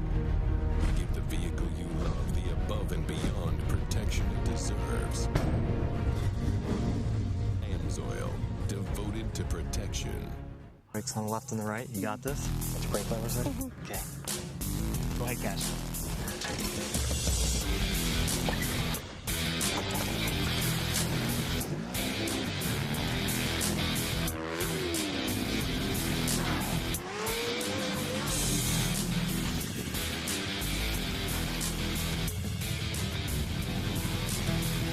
We know dirt matches tires. Welcome back to Torque, the Off-Road Championship presented by AMSOIL. It is nighttime, and they are lighting things up here as we prepare for the Stadium Super Trucks to hit the track for the first time. Part of Torque here, the dirt track at Charlotte. And it's going to be a different adventure for everyone, because if you have not seen the Stadium Super Trucks inside Charlotte, there's no surprise, because they have jumps that are different, not dirt jumps, but man-made metal jumps that they're going to be popping off of like a supercar. And that's what I want to ask you, Sean, is that, you know, Robbie wants everything so spectacular. So give the fans, he wanted an over-under, so he's got the tunnel of death going on out there, and he's got two giant well, no, it's unbelievable. I've had to race with him, so I can say that. But talk to the people about some of the dynamics that Robbie likes to see. Well, that's the thing. You know, the difference is with, you know, the super trucks compared to maybe some of the other trucks and race cars you see out there is, you know, it's not huge horsepower. You know, it's 650 horse. These guys run off of pump gas, and their big thing is, though, is the wheel travel in these trucks. You know, we're running basically 2 feet of travel, front and rear, and they're just built for just huge leaps and bounds. And so the dirt jumps are great, and when we do dirt tracks and things, we use them, but we always put these aluminum ramps out on top of these jumps for more lift. Now, these ramps, keep in mind, they're not massive. They're 36 inches tall, but when we're racing on asphalt and things, we're hitting these well over 100 miles an hour, and they're jumping 260 feet. It's already sitting on a 5-foot jump. So. Yeah, that's a 5-foot tall dirt jump with 36 inches on top of it of aluminum sitting there with that Traxxas over-under jump. But when we raced him in the stadiums, he stacked up containers, which are almost sea containers, which are 15 feet tall. Stacks dirt up on it. Then he puts the jump on top of it. So, like crazy. I said, the crazy animal that is Robbie Gordon, I love it. He's a lot like the old Mickey Thompson, where I'm going to go bigger and bolder than anybody else out there, and that's what these trucks can do. They can take a beating. We have a star-studded cast. Let's talk about some of these drivers. Well, you know, that's one of the cool things. For these trucks, Robbie Gordon owns them all. They're all built and maintained by Robbie Gordon and his great staff right here in Charlotte and out of the Anaheim shop as well. And these are all, you know, specially built. And these drivers come out. Watch this. As they said, they're just out here in their parade lap here. These guys come out and they rent the trucks either for the weekend or for the season or what have you. And so that allows drivers, you know, like yourself, Ricky, that are motocross superstars, IndyCar stars, NASCAR drivers, sprint cars, off-road guys. We got guys from TORC, a lot of them that have raced with us. So it's from all different walks of life out here racing in these trucks. And the trucks are all built identical, set up identical, and it's down to, you know, driver and what they're going to do with the truck and what they can make the truck do. So racers from all walks of life out here in the identical Robbie truck. Gordon just bringing the racing community together. That's how Robbie is. You know? He's just a loving, huggable guy. That's what I think. After the drivers' meeting, he just said, "Can we all just be friends? Can we all? Let's all get together and go racing?" You know, and so, yeah, we all know that did not I've partied happen. with him before, and he was saying the same thing. But one thing that people will know is there wasn't an over and under bridge right there. That was an over and under double. Jump. That's what I'm saying. It's not like Supercross where you can roll over this. You commit or you don't. And so, but that's the thing. That's the animal that is Robbie Gordon. And you can see we got the Toyota tire jumps, we got the Traxxas jumps. Hey, Sean, and the one thing's different is it was not quite set up like this during practice, too. That jump wasn't in between there, was it? That's a good call. Great pickup on that. Actually, we had that Toyota tires jump right on the finish line, underneath the TORC finish line right there. The only problem was some of the faster drivers were getting over it no problem. Some of the drivers were struggling getting over it, sending them kind of front end high. And just like TORC and SST, safety is of the utmost importance for everyone involved. So we thought, hey, for tonight being the first race out here, first round here, and in the showdown in Charlotte, let's move that ramp to a place that's still going to add a lot of action and totally change the track up, but it makes things so that we know things are good and safe, and safety is number one here. Now looking at the two jumps, we've got the traction jump that puts you up there to clear over the gap, and then you got the Toyo jump as you come out. What I like about that is it's throwing you right into the corner. Yeah. So if you jump, some of the guys, you'll see guys like Robbie and Sheldon Creed and these guys throwing it sideways. Yep, and it's here's our starting grid. Now we had qualifying earlier, and what we do in Stadium Super Trucks is it's a full inversion. So if you're the fastest qualifier, you're going all the way to the back of the pack. You're telling me Kenny Wallace was the fastest? Kenny Wallace in the back. He actually said in the driver's meeting, hey guys, I'm here to have a good time. He's so excited. He's such a rad dude. But he said, hey, it's my first time out here. Just put me all the way in the back so I can just chill out a little bit. So Sheldon Creed being our fastest qualifier, he's starting all the way in the back row as well. So if you're the fastest guy out there, you get penalized. You start in the back of the pack. But you do get extra points for the weekend, and SST is done kind of like motocross. So this weekend here in the Showdown in Charlotte, there are 2 rounds of Speed Energy Stadium Super Trucks presented by Traxxas Racing here. So it'll be whoever has the most accumulated points at the end of the weekend will be our overall weekend and get those points. And like motocross, the winner of the second day, if you go 1-2 or 2-1, breaks the tie. Yep, the second day is the big one. That's kind of like the feature, and that is the tiebreaker. Yeah, when you were talking about Kenny Wallace, yes, it is the same Kenny Wallace with 900-plus starts in NASCAR fame. So, yeah, in case you're wondering, yes, it's that guy back there starting next to Sheldon Creed.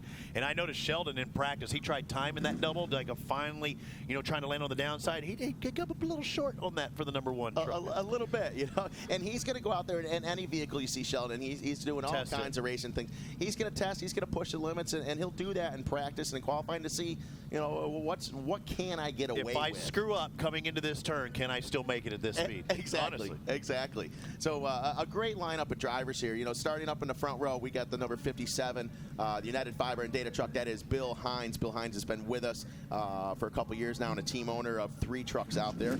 Right next to him is Robbie Pierce in the number 30 Royal Purple truck. Row number 2 for his first time out is the number 15. He's actually in the Arctic Cat Wildcat number 15. That is Brian Eichler coming out of NASCAR. So this is his first start for us here. Very exciting. And then especially to TORC here. No stranger, Ari Leyendijk, and he wasn't going to race this weekend. He didn't have a ride in SST, and I talked to him yesterday, and he was doing everything he could to find himself in a seat of an SST this weekend, and I'll be darned if he got his way.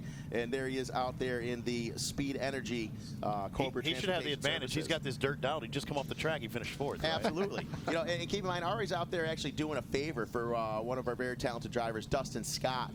Dustin Scott earlier in qualifying today, having some suspension issues after getting into the wall and then going a little long over the over-under, and we had to take the evening off. Hopefully, things are going to be good. All the best for him. I mean, he's a racer. He's out there pushing it. He knows what landed on the back bumper, and when you hit that hard, sometimes it's best to take a day off. Yeah, absolutely, and that's exactly what he's doing. So Ari Leyendijk filling into him, and then right. The row behind him in the second spot, Sarah Price, also in one of the United Fiber and Data trucks. Sarah Price, multi-time women's national motocross champion, X Games medalist. Yep. And this is her second showing at Stadium Super Trucks. She was with us a few weeks ago in Toronto and put on a heck of a show. Actually, the only competitor we ever had the first time out that didn't wreck the truck that first weekend out. Hey, what about me? Less than 30 seconds ago. Really, though, Matt Brabham, the guy to look for in the 83, I think he's going to be one of the guys up there in front. He's already raced Indy 500 this year, so, I mean, he's got some skills. He's got some skills. He won several rounds in Toronto, and we're getting ready to go green here. All right, green means go. So, Sean, here we go for the first time, Stadium Super Trucks in Charlotte for TORC, the Off-Road Championship, presented by AMSOIL. Bill Haynes on the inside and Robbie Pierce going right out to the cushion. Let's see if he can put it together, because these guys are going to be running side by side when they hit that jump. And Sean, after turn 1. I saw how the front end lifts up on these trucks. You've got to really throw it in and bring the back end around a lot of times. It's like a torque wheel. You got to throw it in. That inside front wheel will lift up. You see him going over the over-under. Bill Hines makes it. Pierce makes it. Everyone gets over nice and cleanly. You sound surprised. That bothers me just a little bit. I've been for every lap of this entire series since 2013, and I am surprised because you never know what's going to happen as they go 3 wide into that whoop section. Robbie Pierce out in front in that Royal Purple, number 30, looking very comfortable right off the bat. I love Robbie that, you know, this guy owns impact safety, so he races desert racing. It's his passion to keep these drivers safe. But when he gets out there, nobody pushes the throttle harder than Robbie Pierce. Absolutely. Right behind him, Ari Lyondike in that Speed Energy Cobra Transportation truck. Rides for Dustin Scott to the inside. Gets a little sideways there in the number 20. Brings it around looking very comfortable. These guys are already starting to check out in the pack. Now keep in mind, gentlemen, this is going to be a little bit shorter than the races we've seen. This is going to be a 16-lap race. Yep. After lap 8, we will see a mandatory competition caution as we see it every round in Stadium Super Trucks. Give them an opportunity to punch them all back up. Boy, it's a hard time to deciding which one of these blue trucks to do, isn't it? Absolutely. You've got your 3 United Fiber and Data trucks out there, which is Bill Hines, Sarah Price, and Paul the Dude Morris out of Australia, and that is the order that they're running in right now. I just happened to get the right shot because you're right, Robbie. Difficult to see right there. Sarah Price with a really strong move right there. Actually, no, she just got passed. I'm getting lost as well. These blue trucks, there's too many blue trucks. Whoa, we got, you see him swapping, going towards the start-finish line right there. And right behind him there is Brian Eichler in that Arctic Cat Wildcat 1000 number 15 truck. Meanwhile, there's a battle. Ari Lyondike up on 2 wheels. Sheldon Creed dives to the inside, makes it stick. Ari opens the door. But where does he jump to? He's got to cross jump that kicker because he got pushed so far to that outside. And Stadium Super Trucks, that's what they do, bro. If you look at his hood right now, I think he came up a little short right there because his hood was not shoved up a moment ago. But I expected that. It's like there's no way he can hit that thing square. No, but and he didn't, and it didn't look like it panned out for him. But now, right now, the number 1, that red track struck Sheldon Creed. How Sheldon Creed so fast? I mean, how did he go from the back row all the way to the lead?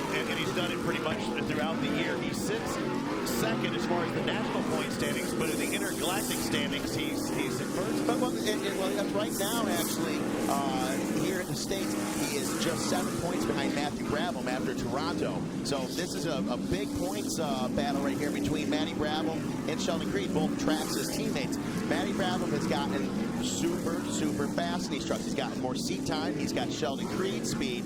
The difference is, now we're back on dirt. Sheldon started on the dirt. This is where he's comfortable. Well, but Sheldon Creed, you got to love him because Robbie doesn't see a talent in a lot of people, and he's put a lot of faith in Sheldon Creed. Put him in the desert truck down in Baja and stuff like that. So he sees something that he likes. Exactly. He's put him in Dakar. He has him racing all over the world. But Ari Lyondike, after jumping out of his Pro 2, jumped right back into the SST truck and is running very strong for Scott.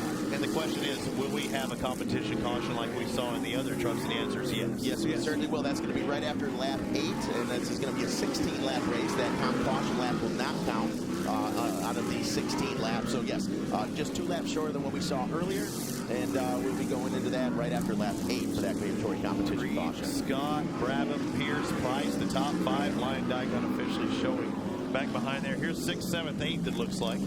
Now, I'm wondering right now, Robbie Gordon in that number 7 Toyo Tires truck right there, he's actually not moving through the pack as quickly as I thought he was. He was violently fast in qualifying, he and Sheldon Creed. As he makes a move right there, brake check on Sarah Price. I actually think he was an absolute gentleman right there. He could have jacked it up a little bit. Price, or Pierce gets out of whack right there. Robbie Pierce swapping and stuff like that, but I think you're absolutely right, Sean, is that I think Robbie being patient, he's taking his time, he's going to work his way up, and then when after the competition yellow, obviously the cape is coming off and the horns are coming out. I think that's the difference in age and experience from a guy like Robbie Gordon and Sheldon Creed. They're both so fast, but Sheldon, he's young and he's hammered down, and that's all there is to it. He's got one speed. Robbie Gordon, he even says, he's like, hey man, technically speaking, the race doesn't start to the competition caution. I just need to be in a place where I can strike in the second half. Sheldon Creed says, I need to be winning this thing right away. And that's where you see him out front right off the bat. Well, there's an old saying, you mess around with the squirrels, you get your nuts busted, so you want to get out in front as quick as you can. What is it with you and all these things? Where do you come from? They're awesome, man. And I got that from Dale Earnhardt. If you hang out in the back, you're going to get taken out. Nobody can crash in front of you when you're out in front. Yeah, this is true. That's very true. About talking about your hand earlier and everything else. Look at this race for second place now, and it is Ari Leindyke in the. Is that Ari? Yeah, that's Ari Leindyke in that bright orange number 20 Speed Energy Cobra Transportation truck. All right, he's filling in for Dustin Scott. Yes, he is filling in for Dustin Scott here. As Dustin Scott had an accident earlier today and having to take a little bit of time off. And right behind him is Matthew Bravlin in that Traxxas truck. Now, these guys, we've seen this battle before, and it's been an epic battle every time, but we've never seen these two guys together on dirt. This is brand new for Bravlin. And what's cool is, too, is you're looking at two winners in IndyCar. Yeah. In Indy Lights. And two winners in Indy Lights, two Indy 500 starters, and talk about racing families. Right. Matthew Bravlin, his grandfather, Sir Jack Bravlin, two-time Formula One champion. His father, Dad, not too bad either. Dad's no slouch either. And then how about Ari Leindyke Jr.? Well, let's not forget about Ari Leindyke Sr. And so when it comes to racing families and big names, not just in off-road, but in racing in general, it's kind of hard to beat the Bravlins and the Leinydykes. But watching these two drivers, you got Ari that looks like he's trying to use the cushion, but these SST trucks are very, very soft. Here we come to the competition caution, and it is Creed out in front. And the rain's coming down, but right now, raining laps one after another out in front. Sheldon Creed, can he stay there? We've got another half of this race still to come.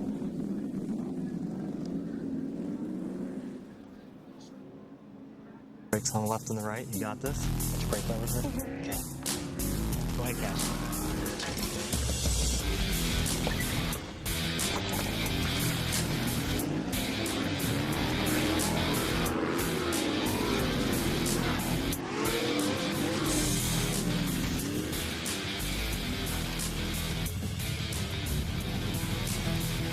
We know dirt matches tires.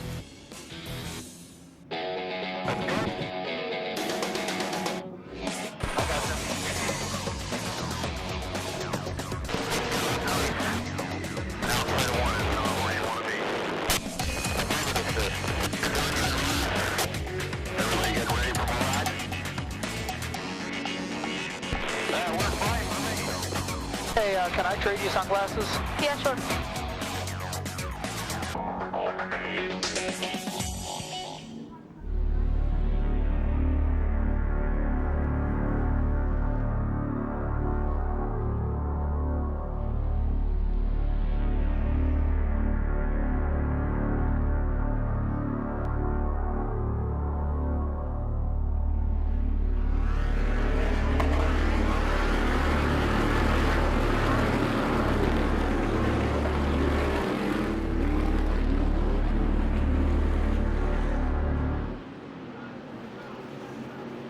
And the Stadium Super Trucks are off for the second half of this race. So a 16-lap race, 8 down, 8 more still to go. Sheldon Creed is leading this one. Ari Leindyke was in second. Emphasis on the was. Now check it out though. Sitting back in fourth place, he's been just being cool the first half late. That is Robbie Gordon. So out in front, we got Sheldon Creed. Do you expect him to stay out in front? Yeah, if you're a betting man, maybe that'd be a good bet for you. But you do have Bravlin coming. You do have Ari Leindyke, and you do have Robbie Gordon. If you're looking in your mirror right now as a leader, that's an awful lot of pressure. Well, and we see the rain is starting to come down more and more, so the track is going to change considerably, and who's going to be able to adapt more? Robbie's got more experience on dirt, mud, snow, 24-hour races, all that different stuff. But right now, Sheldon Creed is out in front. We see Ari Leindyke having a problem. Yeah, something going on with the right front. The right front, I saw wobble as well. Our producer got in our ear, but that right front was wobbling as he made that right-hand sweeper. And that could have started laps ago because we didn't see it, but it seems as though he came up short in the over-under. Remember, he tried to dive in. He was battling with Creed, kind of almost blew the turn and went for the over-under anyways. That could be a problem from laps ago. Yeah, he could have stretched a Heim joint or something in the front of the tie rod or bent something there. Because you watch as he comes in, it kind of wanders like a lazy eye off to the right and to the left. Let's go down to Taylor Snyder's with Keegan Kincaid. Speaking of off-road drivers, I'm down here with competitor Keegan Kincaid. Keegan, you raced them previously in these Stadium Super Trucks. They're taking it out on the dirt, which you're best at, and also adding those metal ramps. How is this jumping these ramps? How are these guys feeling out there? Yeah, it's a little loud, but Sheldon's a good driver on the dirt. A lot of these guys have never came to dirt and raced, with Robbie going to all the IndyCar events and road coursing. So Sheldon's got a good advantage, and Robbie's putting on a good charge here. So a lot of guys are learning still, and it's definitely a lot slicker on the dirt than asphalt. And how do they feel coming off these ramps, landing under the dirt? Do you think it's easier than it landing on the asphalt? Oh, you know, these dirt jumps have a little more down ramp than the asphalt, so it's a little more smooth, and it takes a little more finesse here. So. Thanks a lot, Taylor. And Robbie Gordon now moves his way up into third, pushes Ari Leindyke off of the podium as it stands right now. And I don't think Ari liked that pass. He was trying to get in the back end of Robbie. Literally, Robbie moved his way up into third place as he pushed Ari Leindyke right out of the way there, which we've seen that before. And not to knock Ari, but Ari can be an aggressive driver. We've seen that on the asphalt with Stadium Super Trucks. And Robbie's going to race you the way you raced him in the past. And so, you saw him with Sharon Price. He was nice, gave her a lot of room. He moved Ari right out of the way. Well, because he had to. He's at that point, and Robbie's not as nice as you make him out to be. He's a racer, he's a champion, he's a fierce competitor, and he will do whatever. And that's the spectacularness right there. You're talking about history. I remember back in 1976, you did this to me that one day. Yeah, absolutely. That Saddleback in 81 on our 80s, you did this to me, and I'm going to get you back. So you see right now, still out in front, Sheldon Creed. Ari Leindyke trying to go to the inside of that Toyo tire number 7 of Robbie Gordon, not able to make that stick. Matty Brabham still in the second place right now. So we are Traxxas first and second. Toyo's number 7, Robbie Gordon right behind him, and Speed Energy's Ari Leindyke Jr. in P4 right now as they race down these last few laps. Now on those aluminum ramps, is it diamond plate or anything like that in case it gets rainy? Yes, it is diamond plate on there, and to a certain extent it helps, but we've seen these ramps get slippery in the rain when there's no dirt out there.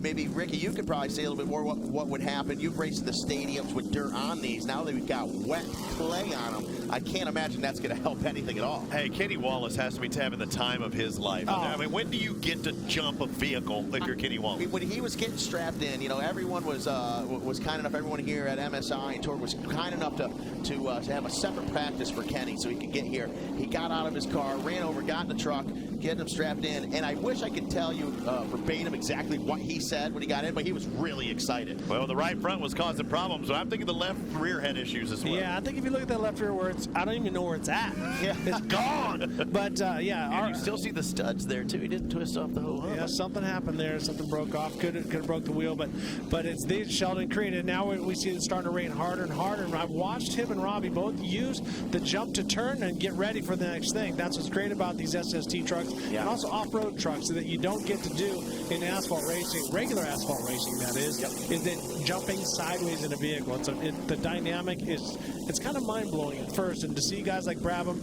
and Ari and stuff that come from asphalt racing adapt to that is just a testament to how much of a racer they are. With Sheldon out in front and could possibly win this race if he holds on for another lap and a half. This could put him also up there near the top of both championships. Well, that's the thing. I mean, right now, here to say he's only 7 points out. He had the lead, and in Detroit a few rounds ago, he felt so comfortable. He raced Friday, left back in California to go to his prom. Well, meanwhile, Matty Brabham won every round there after he left, caught up to him, and then they had some wild racing in Toronto and in Townsville, Australia, as well as where the white flag is out. So he lost the points lead, but right now he's doing. Look at how he's adjusted his line. He knows the track's wet. I'm going to get up in that cushion, straighten it out. He's changing the apex of the turn there and everything. Very smart about it. And then we found Ari Leindyke's rear tire and wheel. Yeah, there it is. There it is, right in the middle of the back straightaway. Yep, leave that right there. Moving chicane. And so right now we're about a half lap left to go for Sheldon Creed. Very comfortable, and as we had mentioned, with him being on dirt, you see he has chosen different lines now to make it work, especially where the track was kind of blue groove. We had a special on the Johnson brothers earlier, and Jimmy Johnson talks about how the dirt made him a better asphalt racer because you don't just settle for one line. You got to constantly be looking. And right now, Sheldon Creed is making everybody look bad. Look bad and going to take that left-hand turn for the final time. Hits that little double up. It's raining, but it's raining victories for Sheldon Creed. Takes the win over Matty Brabham, unofficially in second. Robbie Gordon rounding out the top three. On three wheels, looking good. Taking a victory here in Charlotte.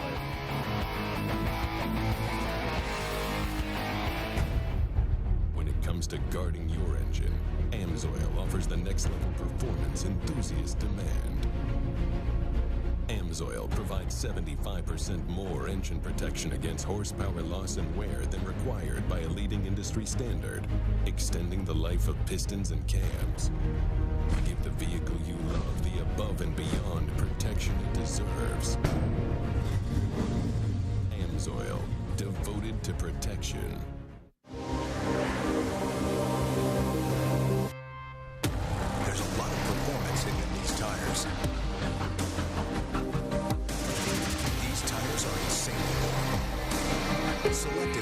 Consumers Digest Best Buy. If this is what experts thought about Cooper tires, imagine what you'll have to say. They're impressive on all surfaces. Put Cooper tires on your car today. Get the same quality and performance the pros depend on when you fill up at VP Racing Fuels. And while you're there, check out VP Additives, formulated by the mad scientists to give your ride a seat-of-the-pants boost.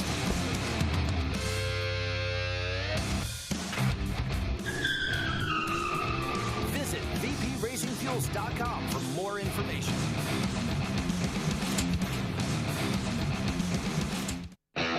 Everyone has their daily routines. Some of us thrive on adventure, the thrill, even just a little family time. We live for the weekend. Whatever your passion, Kenda Tires is there for you.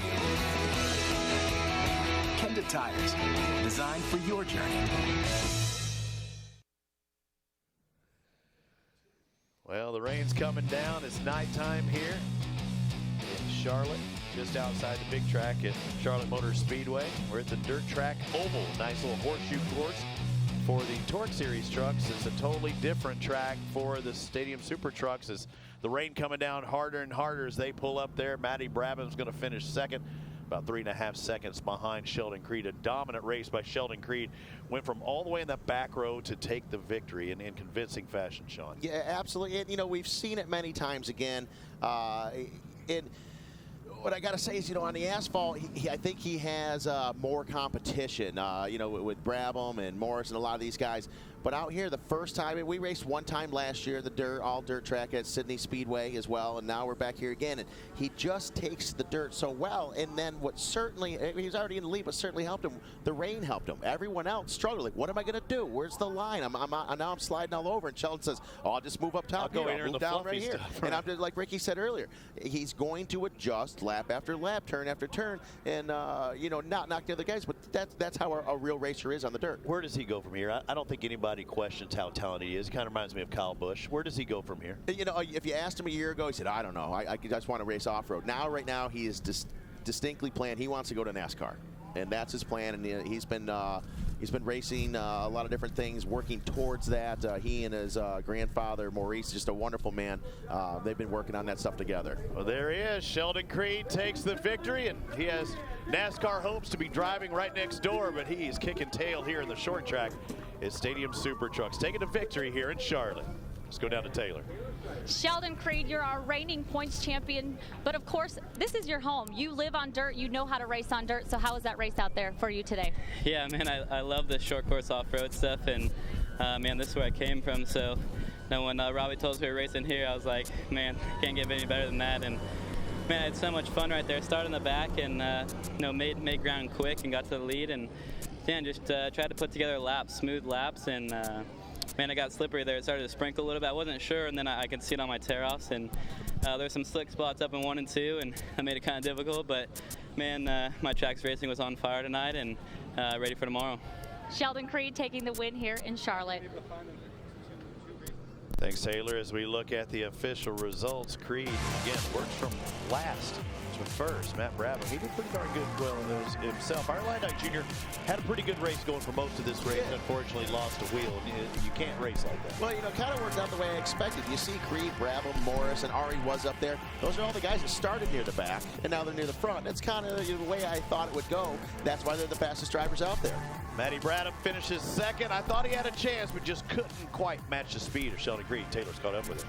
Well, of course, Matty did a fantastic job, but if this isn't his home. You know, you're an asphalt racer primarily. You finished the Indy 500 this year, which is amazing. So how was it racing out here on dirt with these legends? Yeah, it's a bit different, you know, obviously the Indy 500 and racing on tarmac and the road. But, I mean, I love dirt racing. It's fantastic. And I have a lot of respect for the guys that do the TORC series now. I mean, and obviously guys like Sheldon, I mean, he killed it today. So congrats to my Traxxas teammate, Sheldon.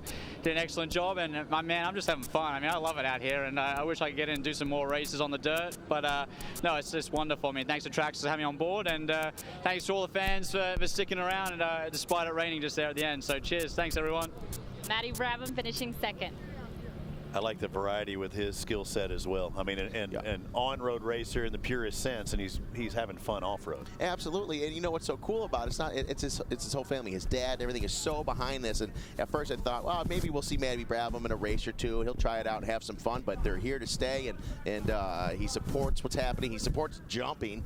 His father thinks that just blows my mind. They just love what they're doing right now. All right, the old man wasn't able to take the victory, but he is on the podium. Robbie Gordon works his way up into third. I think he was patient too long, Taylor. I think so too. You know, he's following these guys in this Traxxas truck. I'm sure it gave him a little bit of anxiety being in the back there. That's 2 weekends in a row, or 2 races in a row. You know, they had a great race at Toronto, and we basically finished in the same order here. So these guys have caught on. I mean, Sheldon Creed is just wicked fast, and it's impressive that Matt Brabham, being an IndyCar racer, can come here and adapt to these trucks so fast. Hats off to him for a second place finish, and obviously congrats to the Traxxas team. Pretty excited about our finish. Obviously, third place means that I have to win tomorrow night. Sheldon has to finish third, so we got our work cut out for us, but it's going to be a heck of a race tomorrow night as well. Speaking of a heck of a race, talk a little bit about that over-under down there. We've seen that in the stadiums previously, but you brought it back, which is awesome. Yeah, you know, trying to do it here was a little bit different, trying to work around the TORC track and then our track to make sure that it was good racing for both sides. So I think it worked out well. We had the one of the jumps up here on the front straightaway, and we moved that. We were just getting way too much air earlier today, so we made it. I think the racing was a little bit better without it, because we can get down in there into turn 1 and you know, get side by side and have some drift racing for sure. Robbie Gordon taking third here today in that Speed Toyo tire truck. And Robbie knows something about going from IndyCar to dirt, and he's a winner in that. But how about going from, man, the fastest, the biggest road race in the world, Le Mans, and there's one name in particular that's here this weekend, Earl Bamber. Who is he?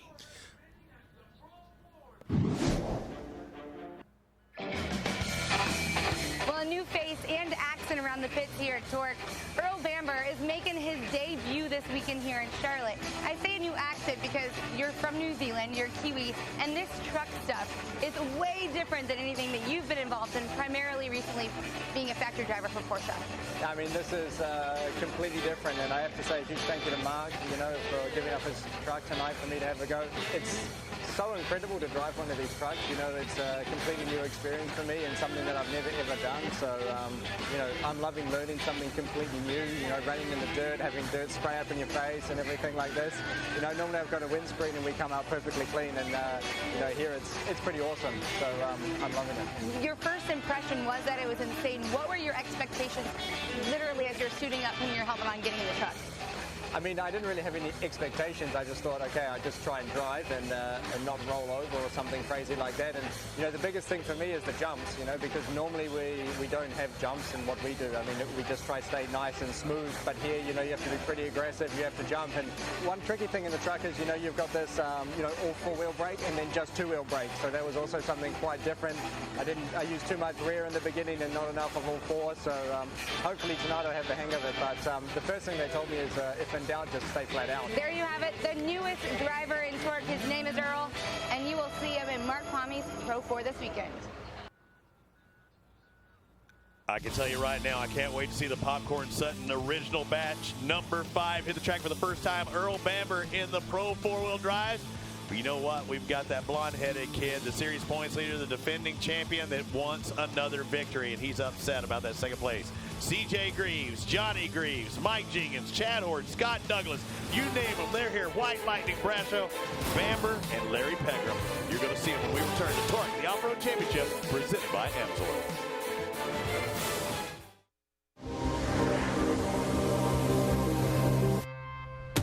There's a lot of performance hidden in these tires.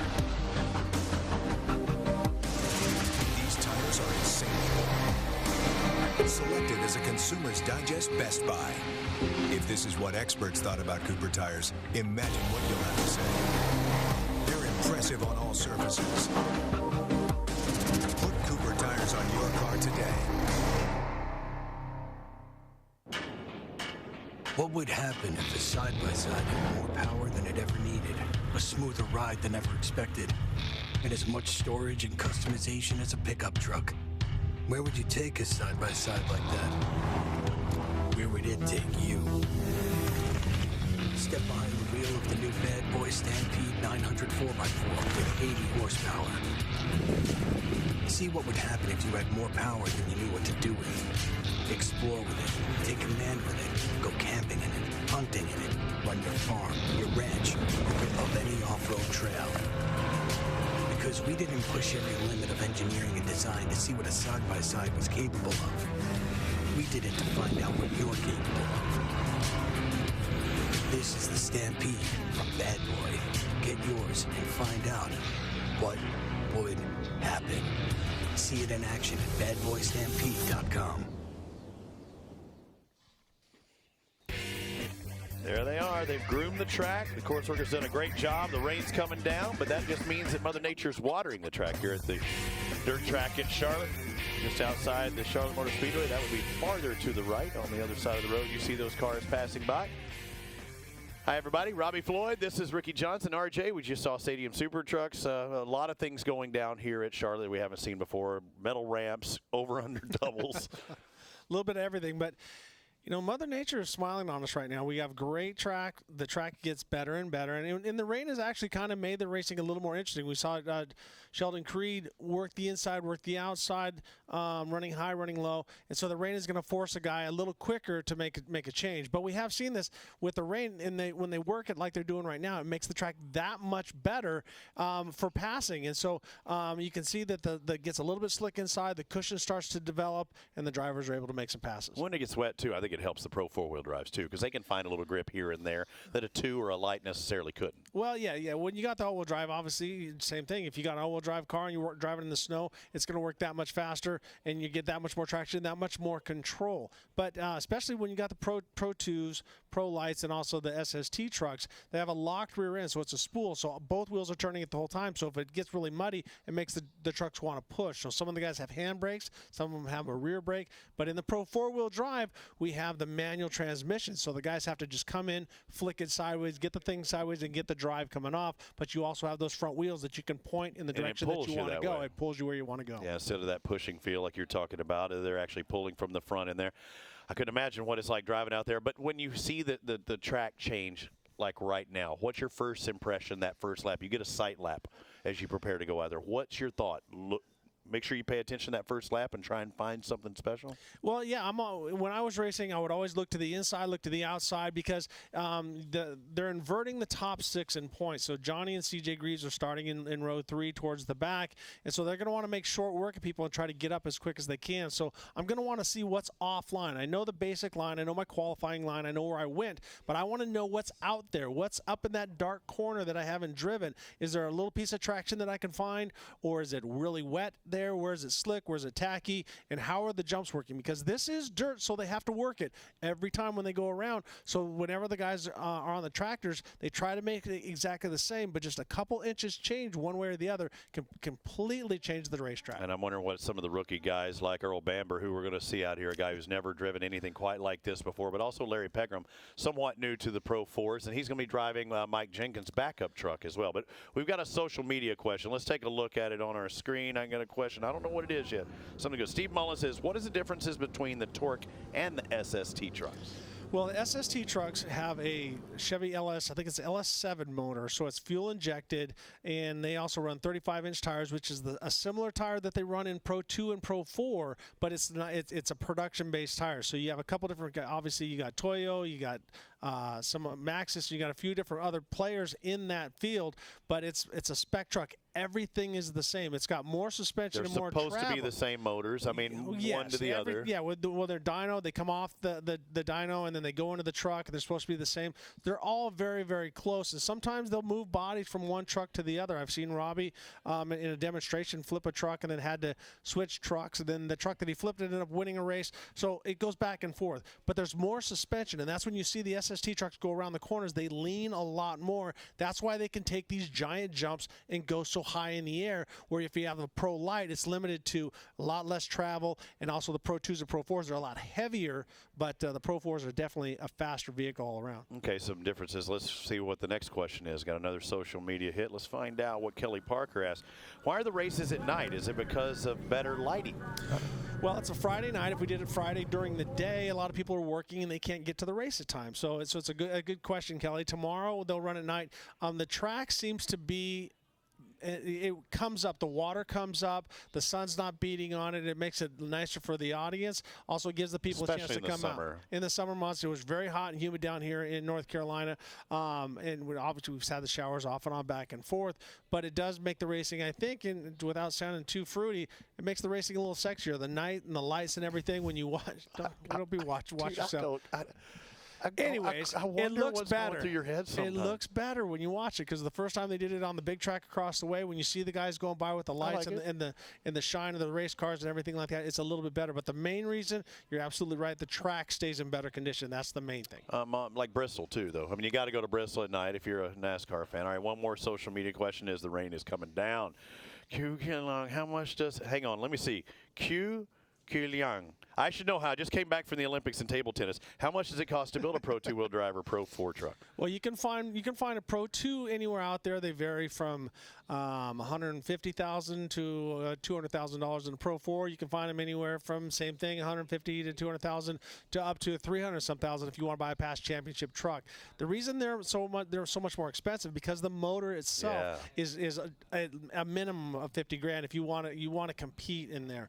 How much does it run each weekend then? On top of that, generally, how much do you think it costs you? I'm going to say some of these guys budget around $30,000 a weekend, because with travel, motor prep, you know, the guys, you have truck drivers, you have mechanics, you have all this different stuff. But you can also do it for a lot less. It's when it comes to racing, you can get away on a shoestring budget, which some of the guys are doing. They work on their own vehicles, and that's where you see guys like Scott Douglas, Johnny Greaves, and stuff. They started working on their own. And I want to throw a shout out to Kurt Greaves, who's watching right now, who is him and Johnny are brothers, and they work so well together. But now Kurt's got a real job.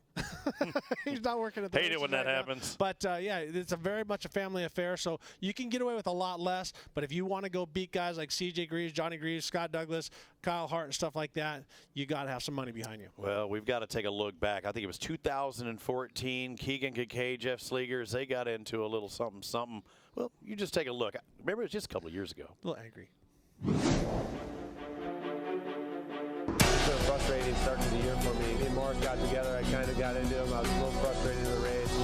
Got into him. We rolled. Both of us rolled over. He ended up going on his wheels, kept going. I ended up on my roof, and oil started pouring out. Sunday happened to get in with Doug the tag. You know, we were racing. This racing incident. We hit tires. So it was like an open wheel car. We went flying into the air. Car shut off. As soon as I landed, just a jar of the truck shut it off, and got it fired back up, running around back of the pack. You know, everybody's kind of back and forth back there. You don't want. That's not a spot where you want to be.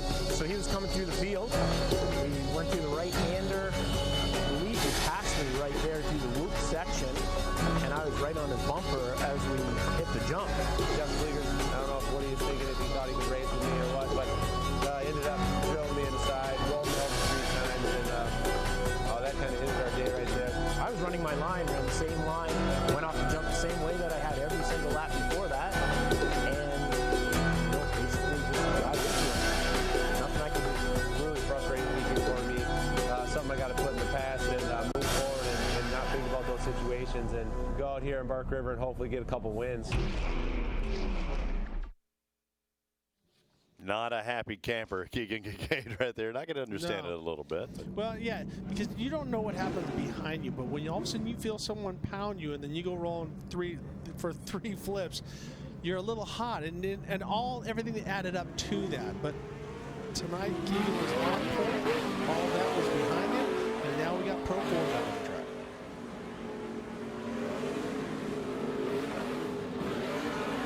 As the Pro 4s go out there, and I know you can see some of the rain coming down in the shop, but it looked like it was raining quite heavily. I mean, we're inside the booth up here, and you're seeing us in the background right in the middle where it says right between track and at. Lit up right in the middle of the press boxes up there. And yeah, these Pro 4s, they have all the horsepower you want. They don't have to run a DOT tire. So So with the weather, with things cooling down, if there was a question of whether you run softs because you're afraid to burn them up, now you can.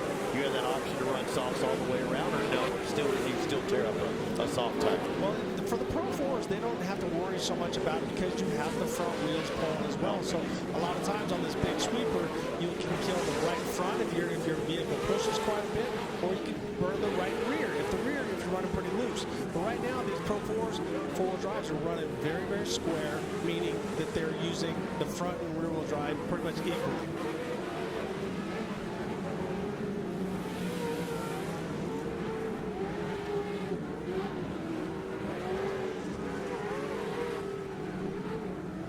It's time for the Pro 4-wheel drives, where CJ Greaves is coming off of 4 victories in a row. He's the series points leader, but Mike Jenkins and Ross Hook will lead the field in this one.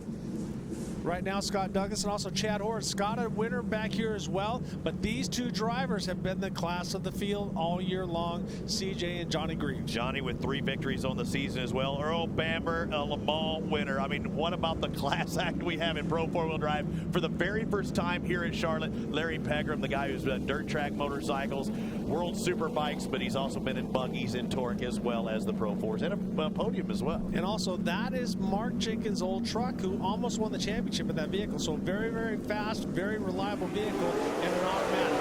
Kim Bradshaw with this spare as well. White lighting look for him, but it looks like on the outside, Mike Jenkins with a good start on the cushion. We're about to have 3 wide on that back straightaway, though. Mike Jenkins very strong. The Ross Hook holding his line. Scott Douglas looking on the outside. We see Chad looking down there, trying to work his way through. Everybody being polite at this point. So a lot of times the four-wheel drives are more aggressive. Johnny Greaves making a move past Chad, so Chad got a little bit sideways, but you're able to control it more because you have the all-wheel drive. And you see the number 7, Scott Douglas, back there in third. There's Mike Jenkins out in front. The 47 tracks us in entry.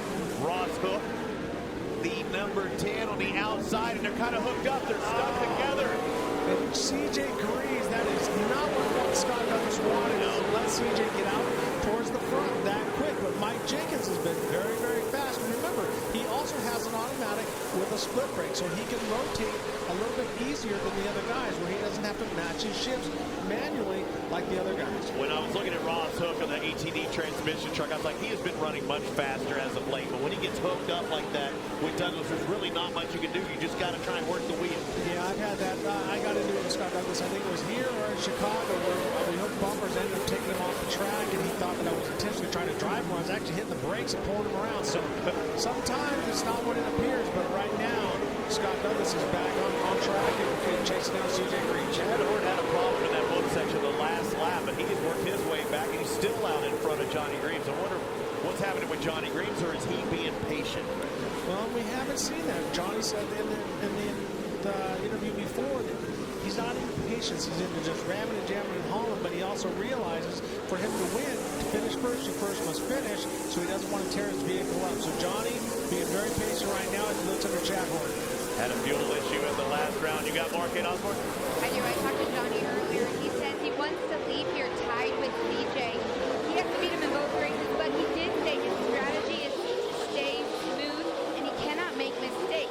He said jokingly, he says he probably had to back down a notch, and he goes, maybe a half a notch. He goes, actually, screw that.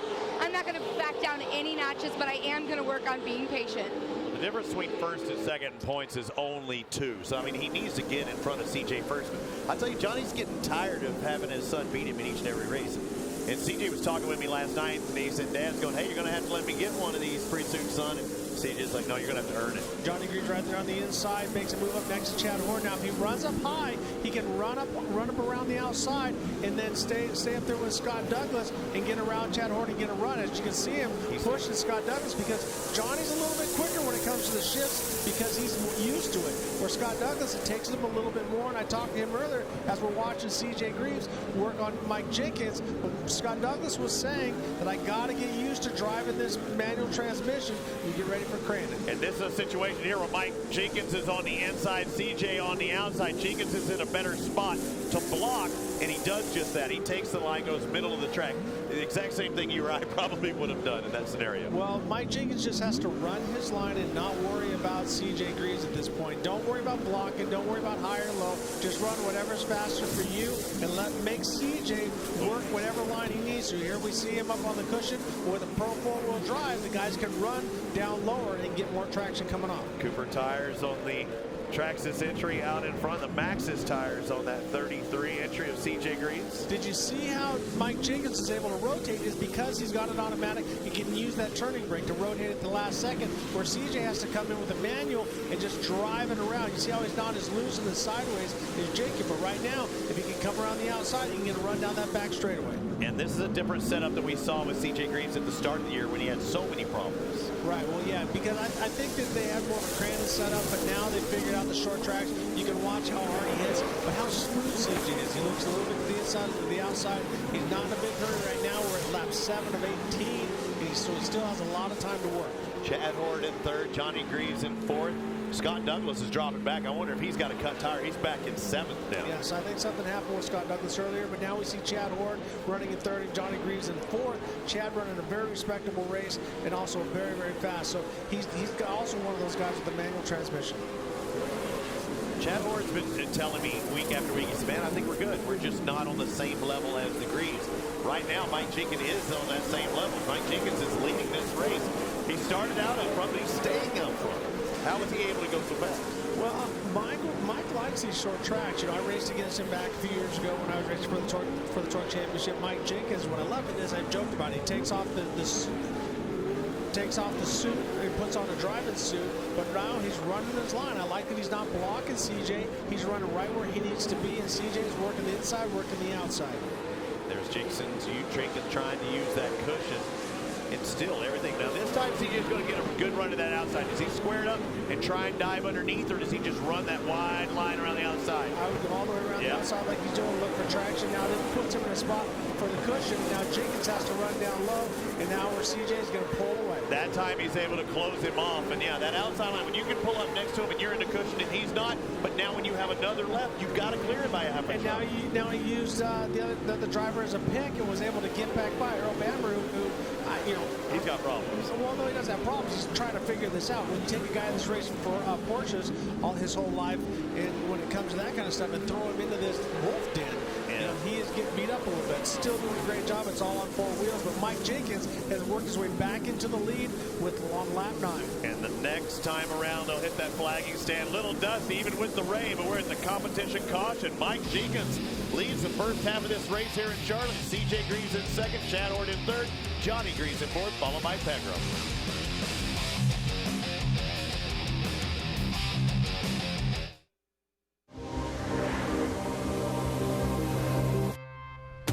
There's a lot of performance hidden in these tires.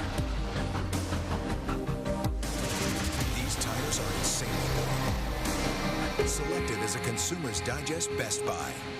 If this is what experts thought about Cooper tires, imagine what you'll have to say. They're impressive on all surfaces. Put Cooper tires on your car today.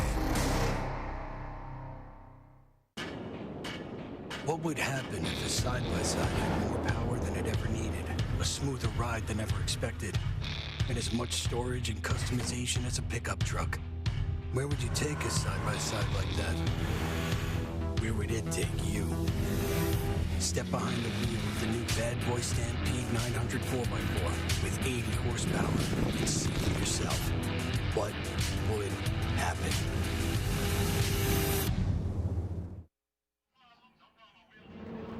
Okay, for you fans at home, we've got Scott Douglas. We've got his radio on here. Ricky Johnson going to try and get a word with him, but they're actually having communications in the pits right now, talking with his crew.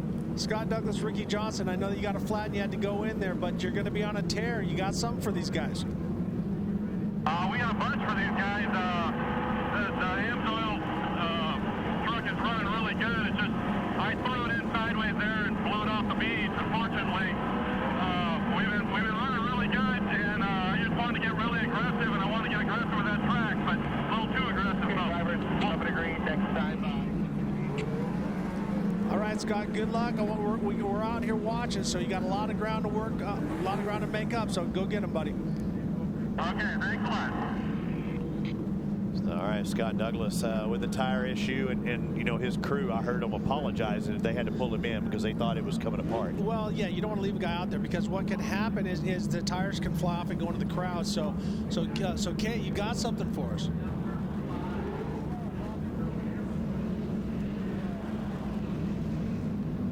There he is, Mike Jenkins, the Texan, leading here in Charlotte, North Carolina. Pro four-wheel drives. We're halfway through. The big question is, can he hold off that 21-year-old kid right behind him in C.J. Greaves? But C.J. Greaves has right behind him Chad Hort and his father, Johnny Greaves, that's going to be looking down. And this is not a gimme.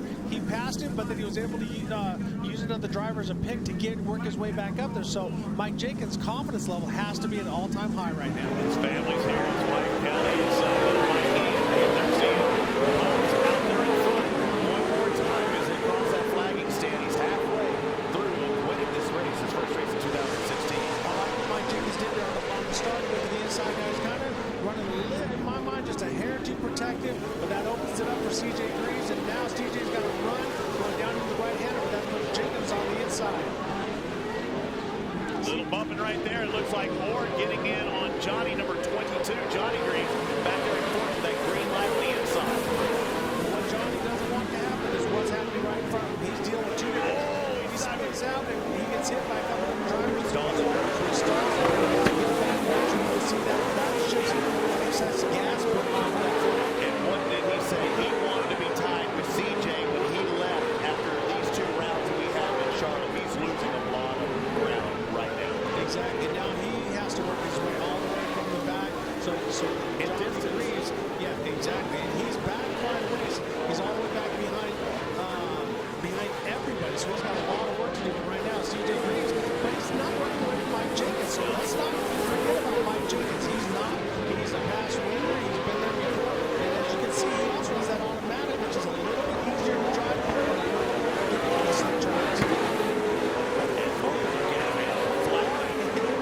That was on one time. That was on all four. Heard the power here. Let's take a look at what happened with Johnny Greaves. He was aggressive. He was in the mix, and then she just came around on him. He comes in, and we see Chad Hort take a look to the inside. Johnny hits the brakes, then all of a sudden he hits him. He tries to avoid Chad, then spins out. Then he has nowhere to go, and he's a sitting duck. Because when you slam the brakes on that hard with the manual transmission, you stall the motor. And then it takes a little while, then you'll see the flame boom, and that's where all the excess fuel that was sitting in there comes out, and then Johnny has to start all over again. All right, now we've got it. Johnny working his way back through the field, trying to get by White Lightning and Brasho.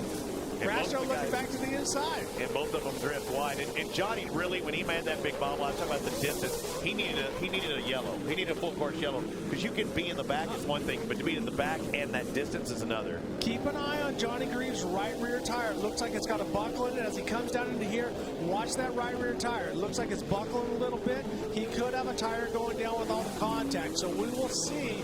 Right now, it looks like it's holding up good. Maybe he's just running a little softer air pressure for traction. But we also see behind him Scott Douglas working his way up to Kim Brasho right now. You know what happened to Scott Douglas as well? I thought once he had that tire change, or maybe they couldn't get him out quick enough, but once he had that tire change, I thought he'd be up there in that top 3 minutes. Right now, I'm going to say that right rear tire is helping out Johnny Greaves, but as we see it, let's keep an eye on that. It looks like it's starting to buckle more and more. See how it's going down? Yeah.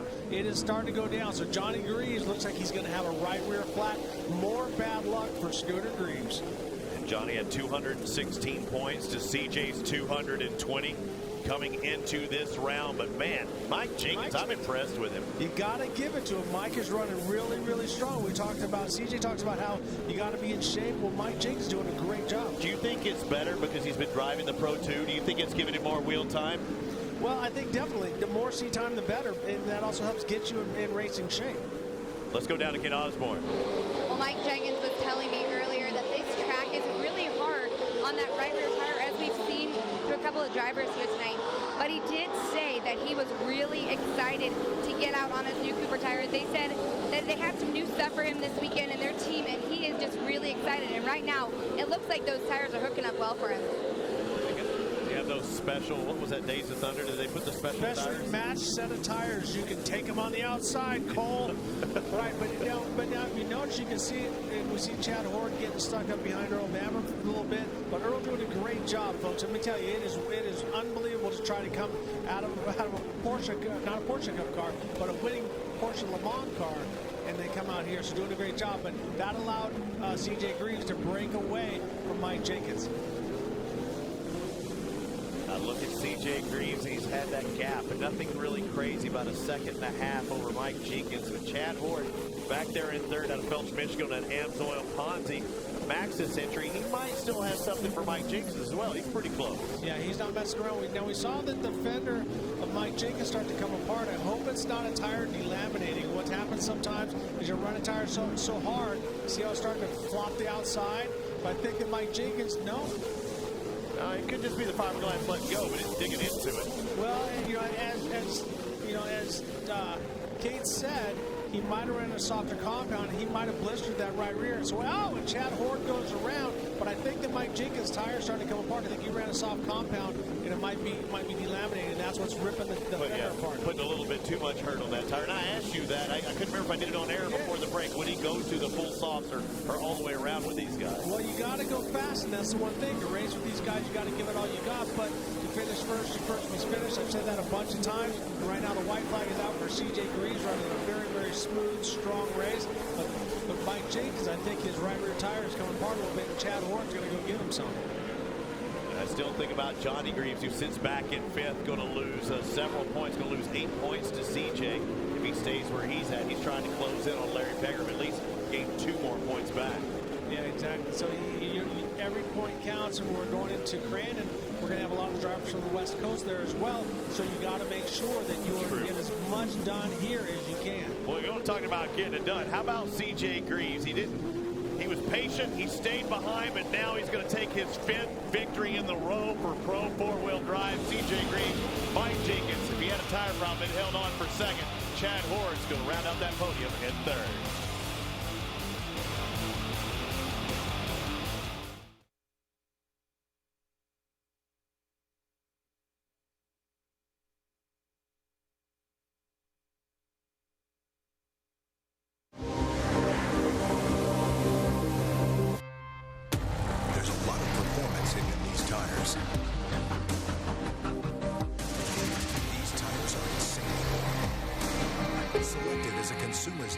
Best Buy.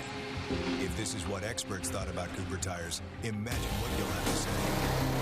They're impressive on all surfaces. Put Cooper tires on your car today. What would happen if the side-by-side had more power than it ever needed? A smoother ride than ever expected? And as much storage and customization as a pickup truck? Where would you take a side-by-side like that? Where would it take you? Step behind the wheel of the new Bad Boy Stampede 900 4x4 with 80 horsepower and see for yourself what would happen.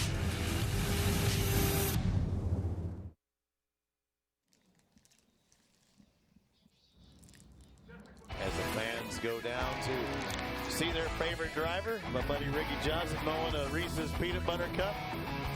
You're wondering what that sound was in the background. You can't cut that. Here, man. You can't cut that boy off from his peanut butter. No.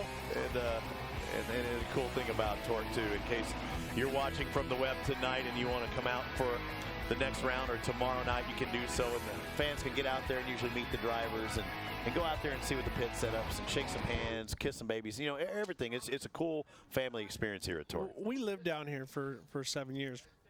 And people go, hey, can we get the kids in? Yes, the kids can come in. Yeah. The pits are open. It's not like NASCAR where there's so many fans, and it's the drivers are very isolated. Here, it's open pits. Your ticket that gets you into the pits to go run around. So you shake a hand with the guy you just saw race on the track. Right, and if you got a guy like Kenny Wallace who comes out here and is just amazed and having so much fun by this, you as a fan, if you're a race fan, you got to come check this out, because it's one thing to watch it on your computer or on your TV, but it's a different when it's live. I wish Kenny was up here in the booth with us right now, because you see how animated he is on TV, and I don't know him. I know you're buddies with him, but I couldn't imagine what he's thinking after hitting those jumps. TORC, The Off-Road Championship is brought to you by AMSOIL, devoted to protection. Bad Boy Off-Road and their all-new Stampede 900 4x4 side-by-side.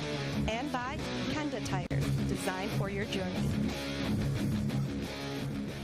He may not have won the Pro 2 wheel drive, but he dominated in Pro 4. That makes it his 5th race win in a row, his 6th for the season in Pro 4s. Kate?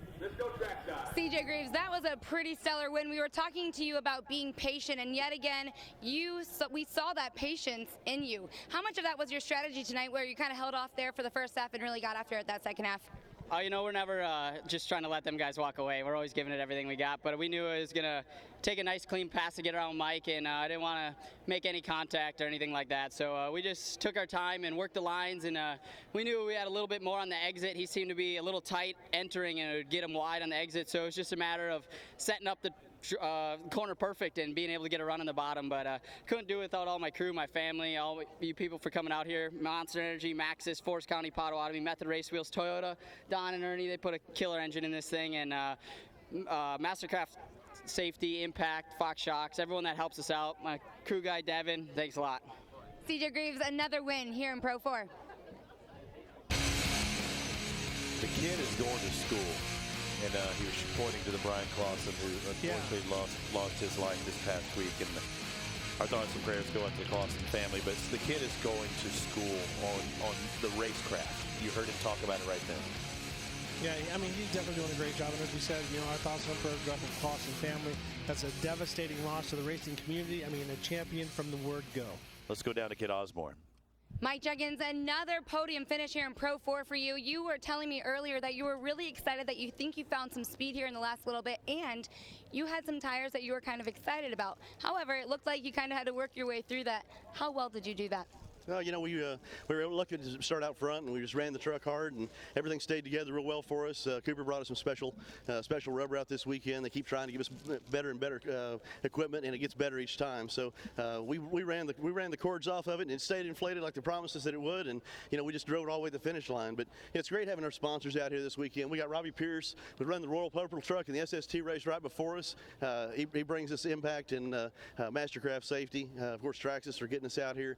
Got hats off to CJ Greaves. It seems like he's been impossible to beat this year, and he drove a hell of a race, and we just gave it everything we had. But we tweaked on the shocks a little bit. I was telling you back in the pits, things were kicking us all around, and you know, the Foxes are really easy to dial in. We just give them a little tweak, and here we go. So really, you can see the thing's smoking, but nothing's hurt. It's just hot. So AMSOIL protection, baby. We're good. Yeah. Mike Jenkins finding some consistency here in his Pro 4, another podium finish. Yeah, you're right, Kate. And he had a chance to win, too, and he said he drove the cords off that thing, but she did stay up long enough to finish second. As we look at the championship points, no movement up top except for now a larger gap between CJ and Johnny, but Chad Hort has now moved up into third after Douglas's misfortune. Douglas drops back to fourth. Yeah, Scott had a bad break getting the flat tire. As he said, it was driver error, which, you know, you can't blame a driver for coming in really hard and throwing it sideways and tearing a tire off a bead. That happens, but tough break for Scott Douglas. Let's go down to Chad Hort, who's now third in points. Yeah, another guy who is finding some consistency up here on the podium. Chad, you're in third here in Pro 4, and you told me that you just couldn't catch him. It was a good race. You felt good, but you couldn't catch him. What did these two guys, Mike Jenkins and CJ Greaves, have on you? You know, they were running a good race. Johnny Greaves and I had a good race going on, and Johnny spun. I don't know if something broke or what, but you know, I bet you if you look back at the lap times, we were all pretty equal. Nobody was making any mistakes. Towards the end there, Mike had a little problems. I tried to capitalize on it, but he was running strong. But just to be here on the box again for AMSOIL, Ponzi Forestry Equipment, Maxxis Tires, and just got a, you know, thumbs up to my crew, and hi to Ashton and Aiden if they're watching, and just happy to be here. All right, Chad Hort, another podium in Pro 4. And now in third in points, something you know that is a goal for him. What a night we had here, starting off with the Atturo Tire Pro lights. And Kyle Kleiman, he's been on a roll. Can he stay on a roll in our next round here in Charlotte? Well, Kyle Kleiman was very strong. He was unbelievably fast at Bark River, kind of a hometown boy, but came to the short course and was really strong. Keegan Kincaid wins in the Pro 2 wheel drive, cuts that streak down from CJ Greaves, but CJ comes back in fourth. For Ricky Johnson and Kate Osborne, I'm Robbie Floyd. That's it from here in Charlotte. We'll see you next time.